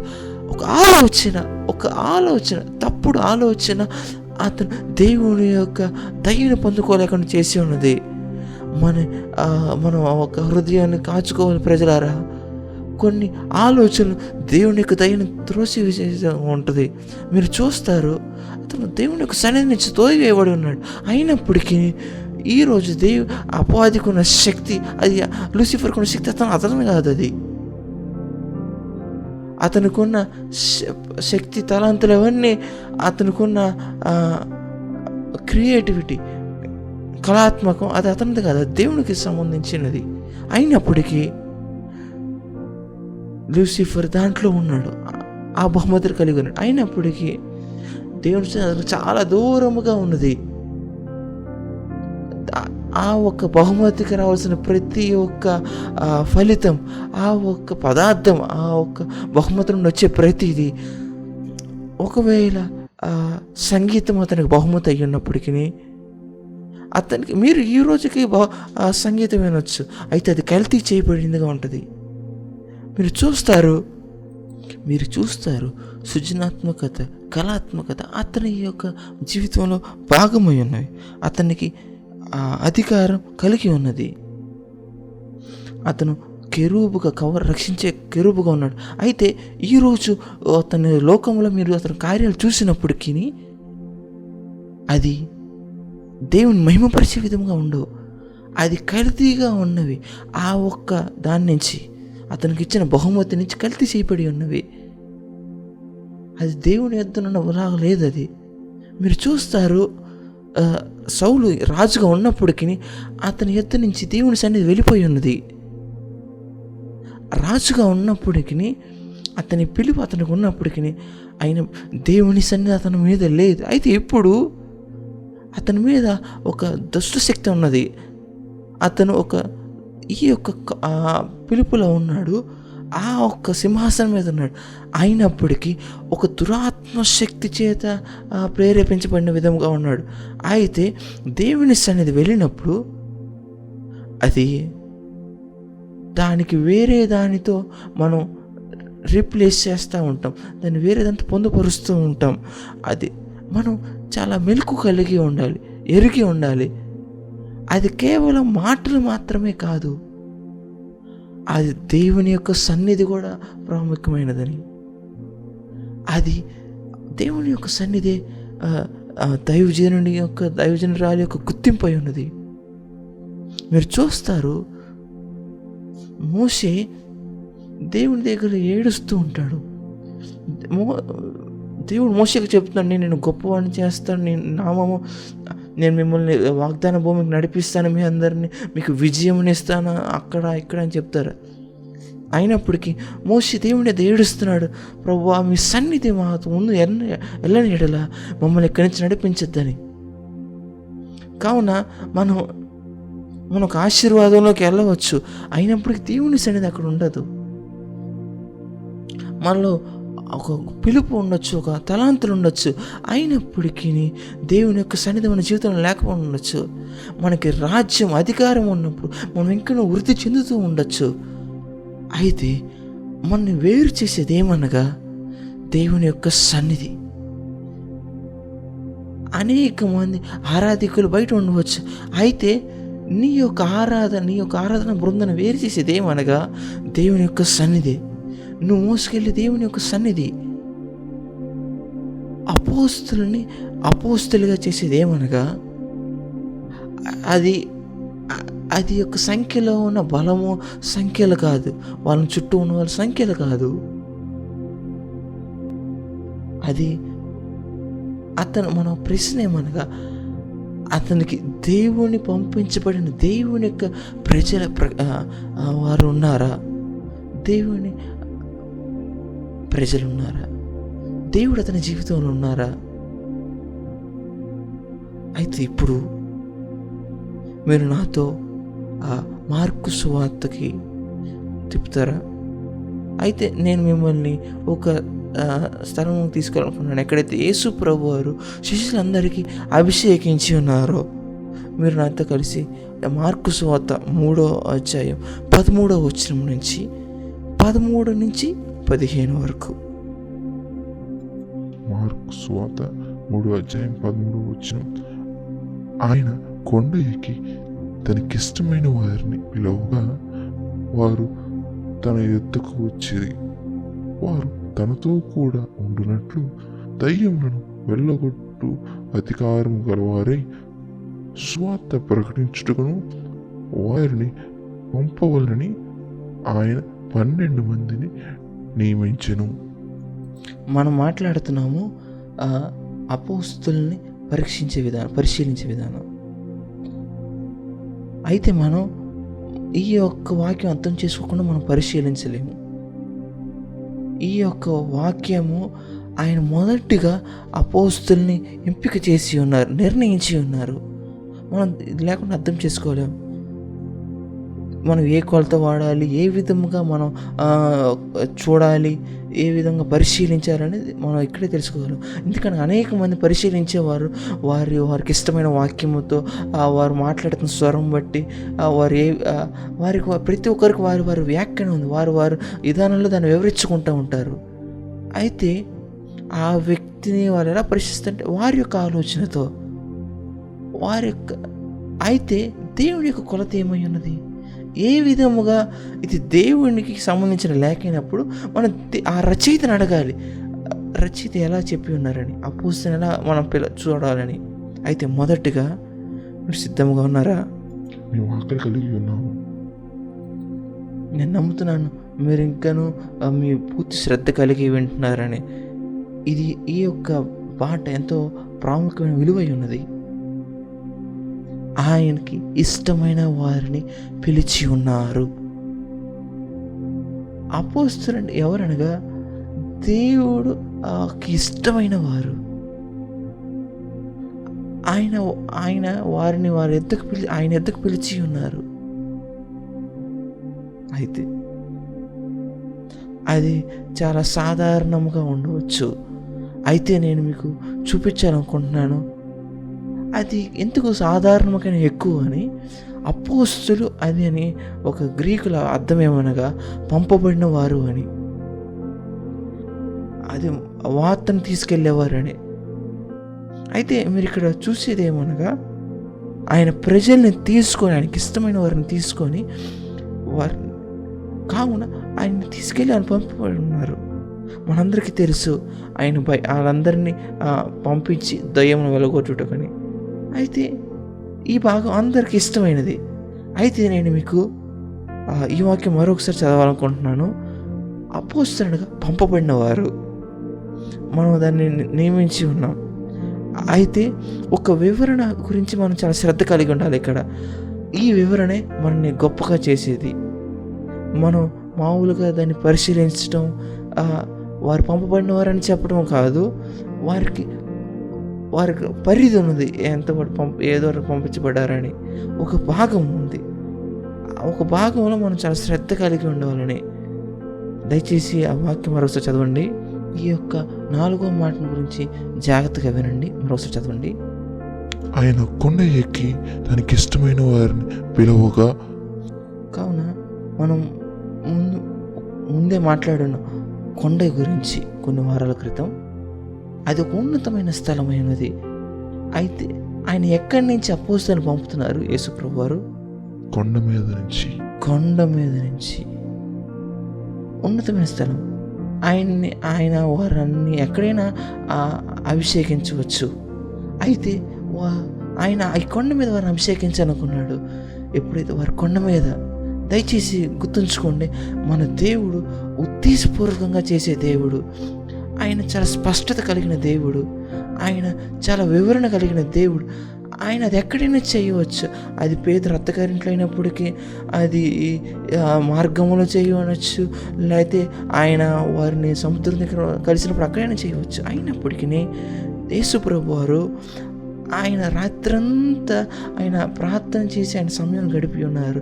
వారిని అభిషేకించే ముందు, వారిని కొండ మీదకి పిలిచే ముందు ఆయన రాత్రంతా గడిపి ఉన్నారు ప్రార్థనలో. ఎందుకనగా ఆయన వీరిని పంపించే ముందు ఆయన కేవలం పంపించడమే కాదు, వారు ఎక్కడి నుంచి వచ్చారు ఆ ఒక్క మూలం నుంచి పంపించడం కాదు, ఇది ప్రాముఖ్యం. అదే నేను మొదటగా మాట్లాడి ఉన్నాను. ఏది ఒక మూలం, ఆయన ఏ మూలం, ఒక ఉన్నతమైన కొండ దగ్గర ఆయన తీసుకెళ్ళి ఉన్నారు. అయితే మన అపోస్తులను చూసినప్పుడు అది ఒక భౌతికమైన అంటే లోకంలో ఉన్న ఎత్తు కొండ మీద ఉండటంలో కాదు. అయితే ఇది ఆత్మలోకి ఉన్నత స్థలం. అది కొండ ఎక్కటం అంటే ఏదో భూ సంబంధంగా స్థలం మారటం కాదు. అది ఆత్మలో ఒక మార్పు. ఆయన వారిని ఉన్నతముగా తీసుకెళ్లారు. దేవుని యొక్క కార్యాల్లో రాత్రంతా ప్రార్థనలు చేసి ఉన్నారు. ఆయన తనకి ఇష్టమైన వారు తన యొద్దకు, తన స్థలంలో ఆయన్ని ఆహ్వానించి ఉన్నారు. వారిని రాత్రంతా ప్రార్థన చేసిన తర్వాత ఎవరైతే యేసు ప్రభు వారు లాంటి వాళ్ళు చెప్పినప్పుడు నా యొద్దకు రండి అని, దేవుని ప్రజలారా అని ఆయన కేవలం మనం పిలవట్లే కాదు, ఒకేదో వాక్య ధ్యానానికి. ఆయన ఇప్పుడు ఆయన యొక్క స్థలంలోకి మనం ఆహ్వానిస్తున్నారు. ఆయన ఆ ఒక ఆత్మరచనలోకి మనం ఆహ్వానిస్తున్నారు. ఆయన ఆ ఒక కోణంలోకి మనం ఆహ్వానిస్తున్నారు. అది ఎందుకు ప్రాముఖ్యమైనది అక్కడికి వెళ్ళటం? ఎందుకంటే ఆయన ఎలాగైనా ఆయన పంపిస్తారు వాళ్ళని. ఆయన కింద నుంచి వారిని పంపించలేరా? వారు ఎక్కడున్నారు అక్కడి నుంచి మనం చాలా శ్రద్ధ కలిగి, చాలా జాగ్రత్తగా తీసుకోవాలి. ఈ యొక్క వాక్యం మన దగ్గరికి వస్తున్నప్పుడు ప్రతి వారము, ఎందుకు ఈ వాక్యం మన ఎద్దకు వస్తున్నది? ఎందుకనగా ఈ యొక్క వాక్యం మన జీవితంలో ప్రత్యక్షింపబడబోతున్నది. ఈ యొక్క వాక్యం మనలో ప్రత్యక్షింపబడే ముందు ఆ వాక్యం ఎందుకు వస్తున్నది? మీరు ఆ వాక్యం దగ్గరికి రావాలి. ఈ వాక్యం మీ దగ్గరికి వచ్చినప్పుడు ఆ వాక్యం మీలో ప్రత్యక్షింపబడిద్ది. మరియా ప్రతిసారి తను ఈ యొక్క వాక్యం మన ఆత్మలోకి వచ్చిన ప్రతినిత్యం ధ్యానిస్తూ ఉంటుంది. అది 30 సంవత్సరాలు పట్టింది అది భౌతికంగా అవటానికి. అయినప్పటికీ ఆమె ప్రతినిత్యం దాన్ని ధ్యానిస్తూ ఉన్నది.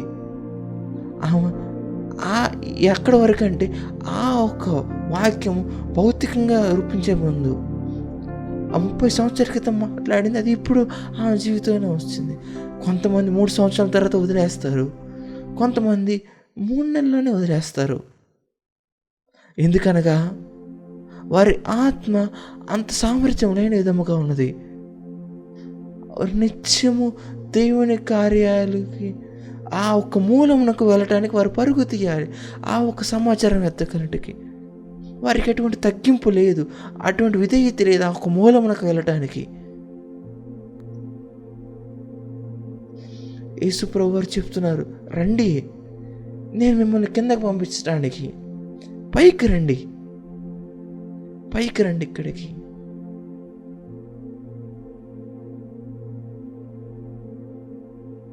అనేక మంది వాక్యాలు వింటున్నప్పుడు వారు అర్థం చేసుకోరు, వారు ఎరగరు. ఒక స్థలం ఉన్నది, దైవజనుడు ఒక స్థలం నుంచి దిగి రావాల్సి ఉన్నదని. అది ఏమాత్రం పని లేకుండా ఉన్నారు. వారికి ఏదో ఒక నవ్వులు, ఒక హాస్యాస్పదంగా ఉండే మాటలు, వారు చాలా తృప్తి చెందుతున్నారు. వెళ్ళి ఒక ఫ్రెంచ్ ఫ్రైస్ ఏదో ఒక చికెన్ని ఆర్డర్ చేసిన విధముగా, ఏదో ఒక రెస్టారెంట్ నుంచి పార్సిల్ కట్టించుకునే విధముగా వచ్చే విధముగా ఉన్నారు. ఒక ఆదివారాన్ని ముందే వారు సిద్ధపరచుకుంటున్నారు ఇలా ఉండబోతుందని. వారు ఎరగరు ఒక వాక్యం ఇలా ఉంది మనం పిలుస్తుందని. ఆ వాక్యమే వారిని బయటికి పంపేదని. వాక్యం వారిని పిలుస్తున్న వాక్యము, ఆ వాక్యమే వారిని బయటకు పంపించేది, లోకమునకు పంపించేది. ఆయన వారిని నియమించి ఉన్నారు. ఆయన వారిని దేనికి నిర్వహించి ఉన్నారు? అపోస్తులుగా ఉండుటకు ఆయన వారిని నియమించి ఉన్నారు. అపోస్తులుగా ఉండుటకు. ముందుకు సాగండి. వారు తనతో కూడా ఉంటున్నట్లు. ఆగండి. అది నేను అనుకున్నాను అది ప్రసంగించే భాగం అని. అయితే ప్రసంగించే భాగం తర్వాతే వచ్చినది.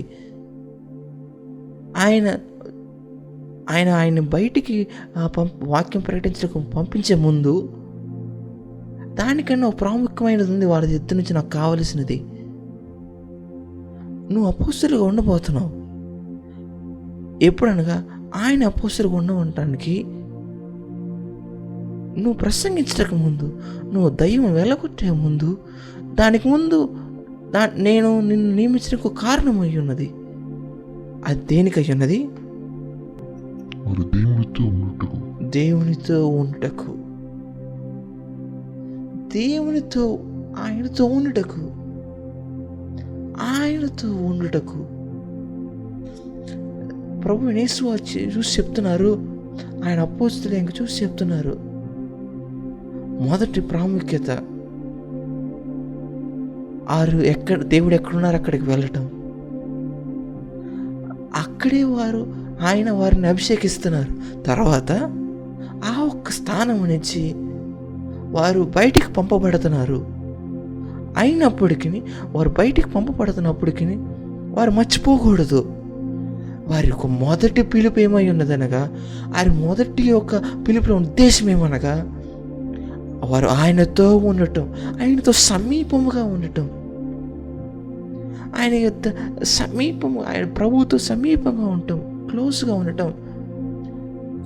అయితే మనం ఈ యొక్క సంఘ ప్రజలను చూసినప్పుడు వారు అపోస్తలుని పరిశీలించి అబద్ధికులను కనుక్కొని ఉన్నారు. ఎందుకనగా వారికి అపోస్తలుని పేరుంది, వాళ్ళు ప్రతి చోట ఉన్నారు. కానీ దేవుని యొక్క పాదాల దగ్గర మాత్రం లేరు. అదే దేవుని ప్రజలారా, దేవుడు మన ఆహ్వానిస్తున్న స్థలం అదే అయి ఉన్నది. ఈరోజు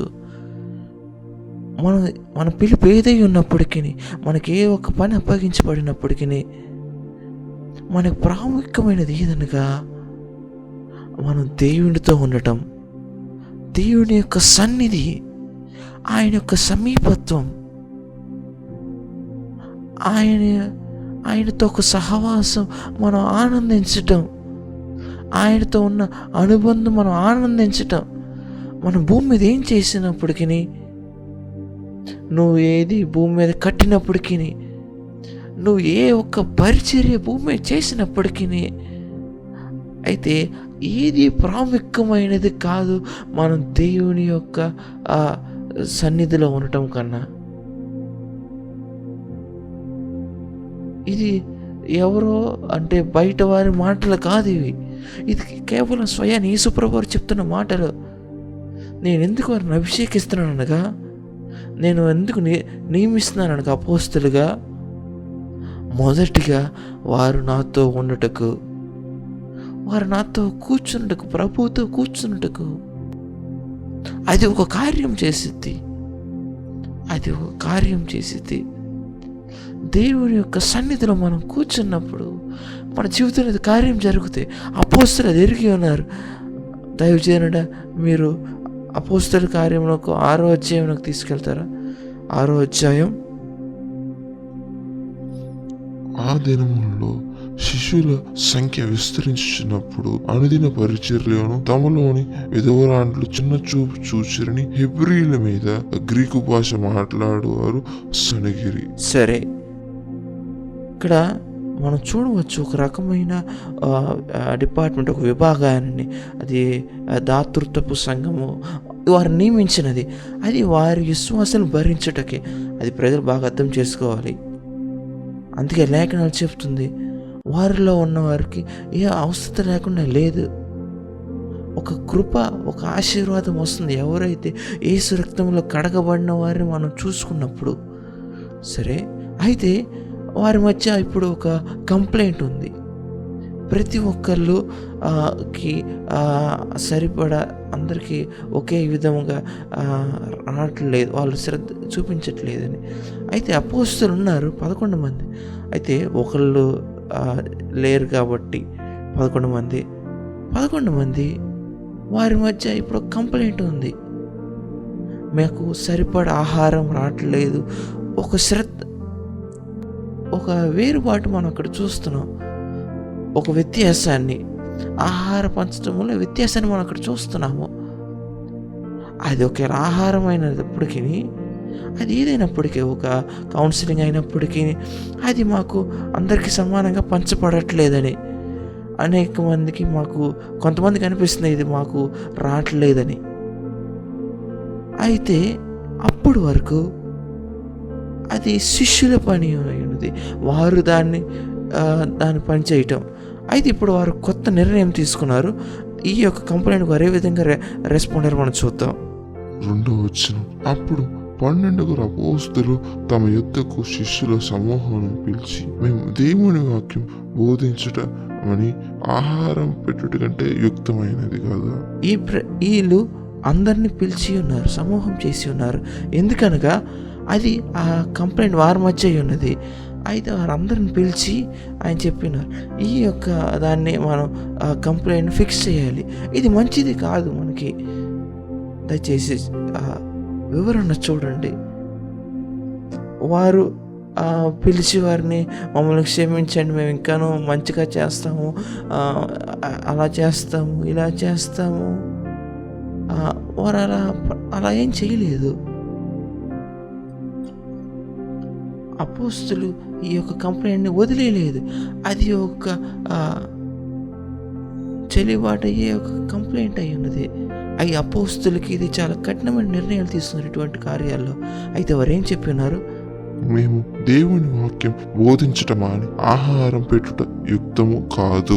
మీరు చూస్తారు ఇక్కడ ఈ యొక్క పరిపాలన, అడ్మినిస్ట్రేషన్, అది మాత్రం ఏమాత్రం చనువుగా తీసుకునేది కాదు.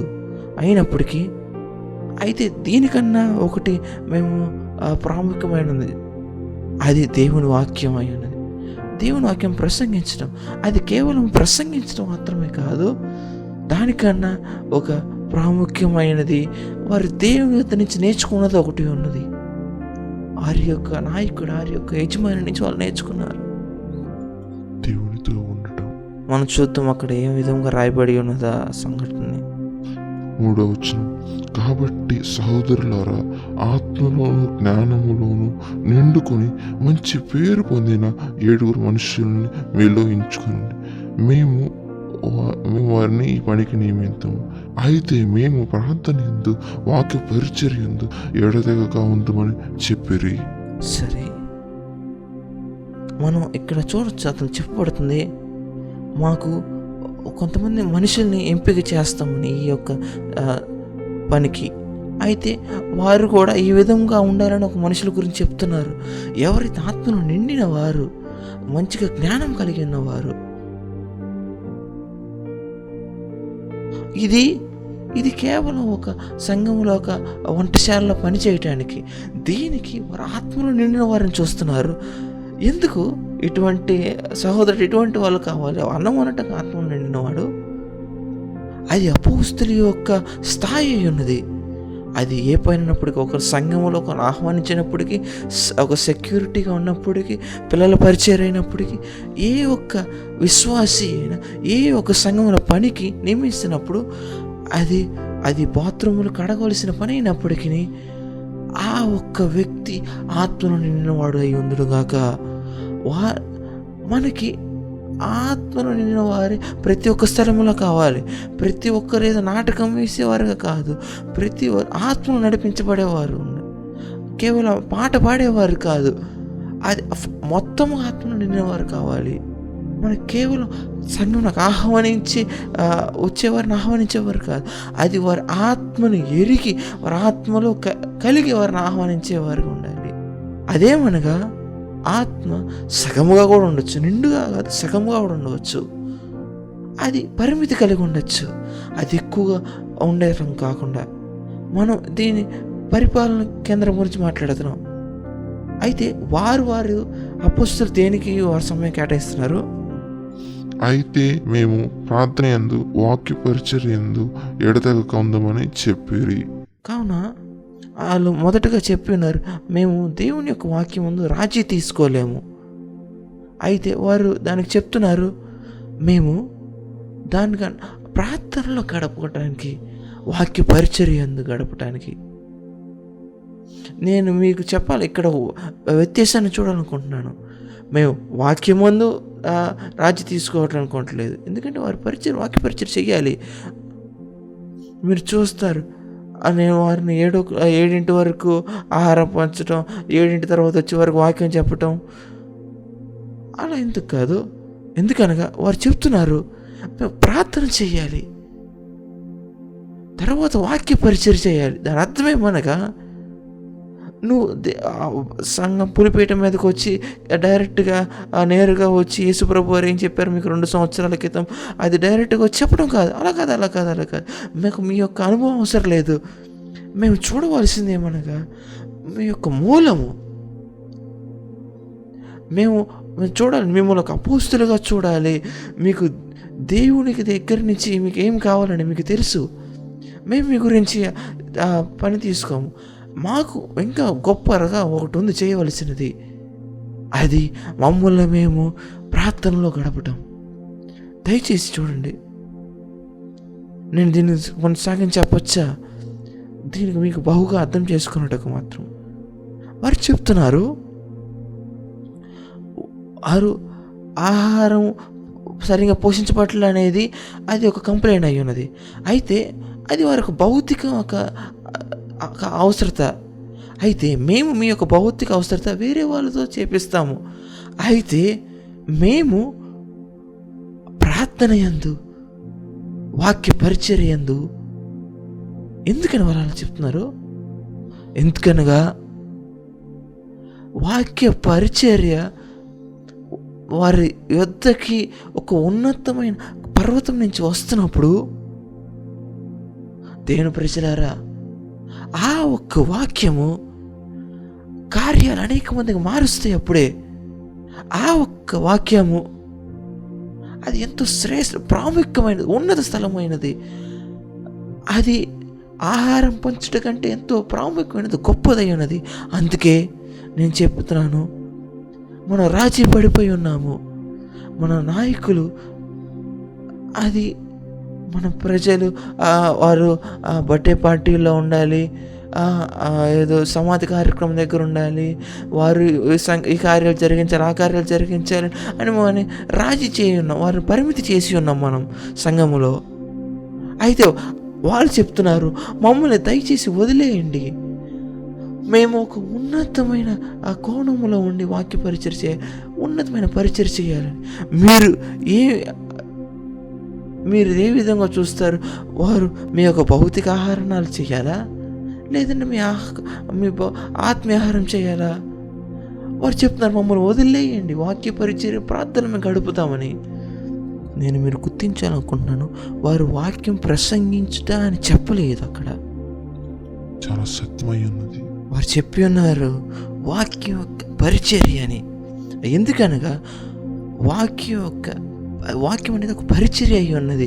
అదేమనగా దానికి ముందు ఆ వాక్యం నిన్ను దర్శించవలసిన ఉన్నది, ముందు ప్రకటించబడేక ముందు. అందుకే అది పరిచర్యను పిలువబడి ఉన్నది. లేనట్లయితే అది ఒక ప్రసంగం అని పిలువబడేది, లేదంటే అది ఒక బోధ అయి ఉండేది. అయితే అది ఆటికన్నా ఎక్కువ, అది ఒక బాట అయి ఉన్నది. అందుకే వారు చెప్తున్నారు, అందుకే మేము వేరుగా ఉంటాము, ఈ యొక్క వేరుపరుచుకొని ఈ యొక్క బాటలో మేము ఉంటాం.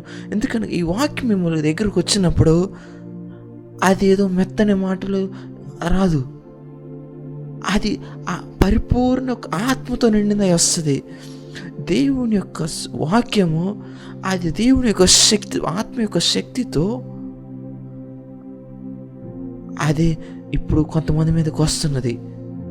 అది వచ్చినప్పుడు అది ఎంతో ప్రాముఖ్యమైన, మేము వచ్చి మీకు భౌతికంగా ఆహారం ఇచ్చిన దానికంటే ఇది ఎంతో ప్రాముఖ్యమైనది. నేను మళ్ళీ దీన్ని ఒకసారి చెప్పాలనుకుంటున్నాను. ఆత్మీయ ఆహారం, ఆత్మీయ మన్నా మీ ఎద్దకు వచ్చినప్పుడు అది భౌతికమైన దానికంటే చాలా గొప్పగా ఉంటుంది. నువ్వు బహుగా మీ యొక్క ఎముకలు శక్తి పొందుతాయి, మీ ఆత్మను నింపుతాయి, మీ యొక్క ప్రతి ఒక్క భాగం అది శక్తి పొందిద్ది. అది మీ యొక్క ఆర్థిక స్థితిని పెంచిద్ది. దేవుని యొక్క సమీపత్వాన్ని, దేవుని యొక్క క్లోజ్గా ఉండటానికి వాక్యం మరియు ఆత్మ ప్రతిదాన్ని పరిశుద్ధపరిచిద్ది. 1 తిమోతి 4:5 అక్కడ చెప్పబడుతున్నది ఈ యొక్క ఆహారం. అక్కడ ఒక ఆసక్తికరమైన విషయం ఏమనగా, దేవుడు సృష్టించిన ప్రతిదీ ఆయన పరిశుద్ధపరిచి ఉన్నారు వాక్యము ద్వారా మరియు ప్రార్థన ద్వారా. 1 తిమోతి 4:4 దేవుని సృష్టించిన ప్రతి వస్తువు మంచిది, కృతజ్ఞతలు చెల్లించి పుచ్చుకొని ఏదియో నిశ్చితము కాదు, ఏలయనగా మనం చూడవచ్చు. ఇక్కడ అతను ఎంత కారణం ఇస్తున్నాడు, ముందుకు సాగండి. ఏలయనగా అది దేవుని వాక్యం వలనను ప్రార్థన వలనను పవిత్రపరచబడి ఉన్నది. వాక్యమును ప్రార్థన ద్వారాను పవిత్రపరచబడి ఉన్నది. ఏదో ఒక కార్యం జరిగింది ఎప్పుడైతే నువ్వు వాక్యమును ప్రార్థనను కలిపినప్పుడు. దేవుని యొక్క వాక్యము ప్రార్థన, వాక్యం వినటం, ప్రార్థన చేయటం ఆత్మలో. మనం ఈ రెండింటిని కలిపినప్పుడు ఒక రకమైన పరిశుద్ధత వస్తుంది మన ఆత్మలో.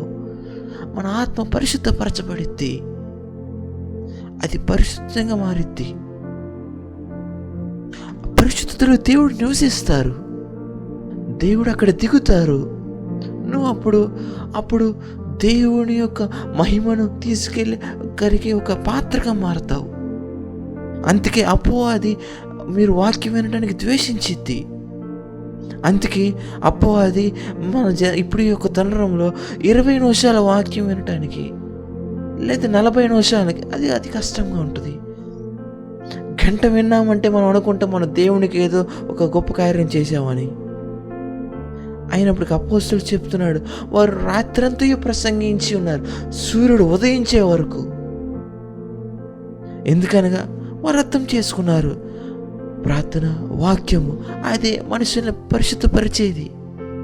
ప్రార్థన వాక్యము అదే పరిస్థితిని పరిశుద్ధపరిచేది. అదే యేసు ప్రభు వారి యొక్క సమీపత్వాన్ని మనం తీసుకొచ్చేది మన జీవితంలో. కావున మనం అప్పగించుకుందాం, మనం ప్రతిష్ఠించుకుందాం. ప్రార్థనలోనూ వాక్యం యొక్క పరిచర్యలోను. వాక్యం యొక్క పరిచర్యలో దాంట్లో ఉండేదేమనగా మనం వాక్యం చదవటం, వాక్యాన్ని వినటం. కేవలం ఎవరో ఒకరు ప్రసంగిస్తే దాన్ని విని తృప్తి చెందమాకండి. నువ్వు దేవునితో ఎంతసేపు ఉన్నావు? ఈ యొక్క వారము నువ్వు దేవునితో ఎంతసేపు ఉండబోతున్నావు?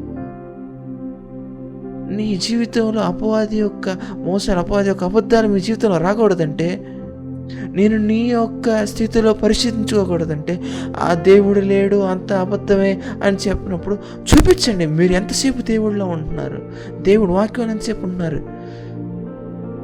కేవలం నువ్వు ఎంత వాక్యం చదివేవని కాదు. అనేక మంది చదువుతారు, అదేదో ఒక వాదన కోసం, ఒక విదంట వాదన కోసం, అదేదో ఒక మేధస్సు కోసం చదువుతారు. అయితే మీరు చూపించండి నువ్వు ఎంతసేపు వాక్యాన్ని, దేవుణ్ణి ప్రార్థనలో వేడుకొని ఉన్నావు. ఈ యొక్క కలిపి ఉన్న వాక్యము ప్రార్థన అది మీ యొక్క బాట సమీపత్వం నడిపేది. నేను దీంతో ముగించాలనుకుంటున్నాను. మనం ఉన్న తరం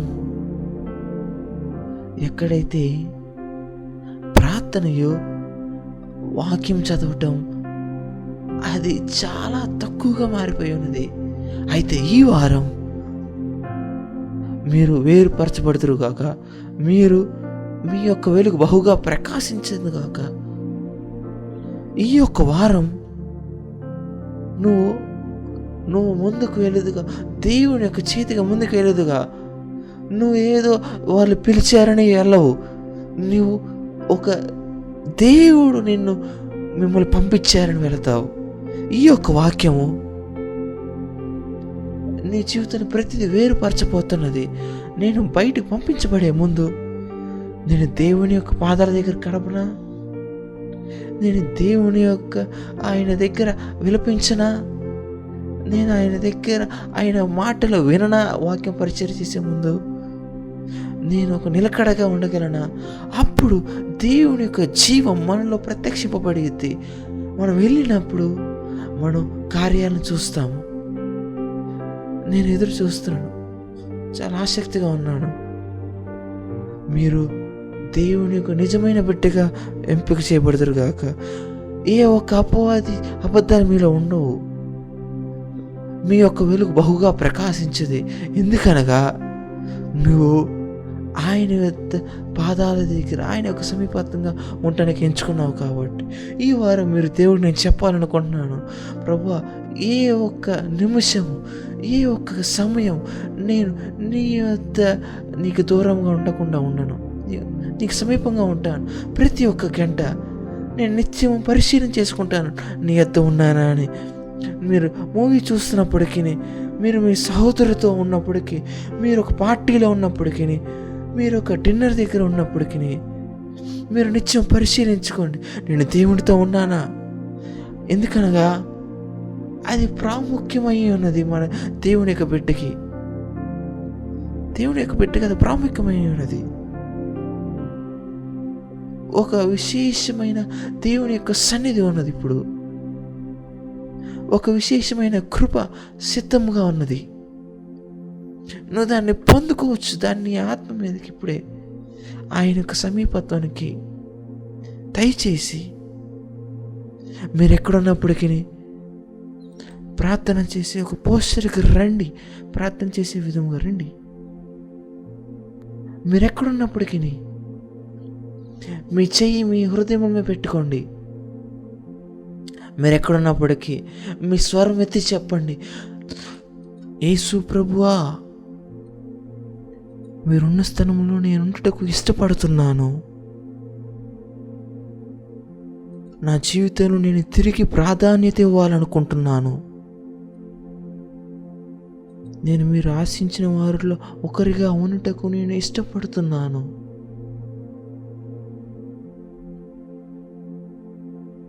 మీరెక్కడున్నారో నేను అక్కడుంటకు దానికి కావలసిన స్వచ్ఛమైన కృపను నేను పొందుకుంటున్నాను యేసు నామములో. మీరు ఎక్కడి నుండి చూస్తున్నప్పటికీ మీరున్న స్థలం నుంచి బిగ్గరగా ఆమేనని చెప్పండి. La kubuni karavra keseketeke zobraka brolurianta brokusia lendo brokuse rebere. నువ్వు ఆయనకి ఇష్టమైన అపోస్తల వారిలో లెక్కింపబడదు కాక. అదే నేను ఆత్మలో వింటున్నాను. నువ్వు దేవుని యొక్క స్వరం పరలోకంలో నిందువు. ఇది నా ప్రియ కుమారుడు, ఈమె నా ప్రియ కుమార్తె, నేను వీరి యందు బహుగా ఆనందించున్నాను. అది నీ గురించి చెప్పబడింది ఈ వారం. అది మీ గురించి, నీ గురించి చెప్పబడింది. మీకు తెలుసు రహస్యమైన స్థలం, సోర్స్, మూలము మీకు తెలుసు. ప్రజలారా, మీకు ఇది మంచిది. ఈ వాక్యం మీకు వచ్చి ఉన్నది. మీరు ఆశీర్వదింపబడ్డారు. దైవజనుడా, నన్ను ప్రతిసారి ఆశ్చర్యపరిచేది ఏ విధముగా మీరు కేవలం సగం వచనము తీసుకొని ఎంతగా మీరు చెప్తారని. అది ఎప్పటికీ ఆగదు, అది ఎప్పటికీ ఆగపోదు. దేవుని ప్రజలారా, మీరు విన్నారు దేవుని స్వరమును మీ యొక్క ఇంట్లోనూ మీ యొక్క ఆత్మలోను. ఈ యొక్క వారము మనం దేవునికి ప్రియమైన వారుగా మన ప్రభువునకు, మన యజమానికి ఉందాం. మనం ఆయన పాదాలు వెతకవలసిన సమయం అయి ఉన్నది. ఈ వారం మీ హృదయంలో ఇప్పుడు ఎదుగుచున్న మండుచున్న ఆసక్తిని కాపాడులో నిలకడగా ఉంటారా? మీరు దాన్ని కాపాడుకున్నటకు దేవుని యొక్క పాదాల దగ్గర శ్రద్ధ కలిగి ఉంటారా? ఇది మీ యొక్క వారమై ఉన్నది, మీరు ప్రకాశించుటకును. దేవుడు మిమ్మల్ని దీవించును గాక.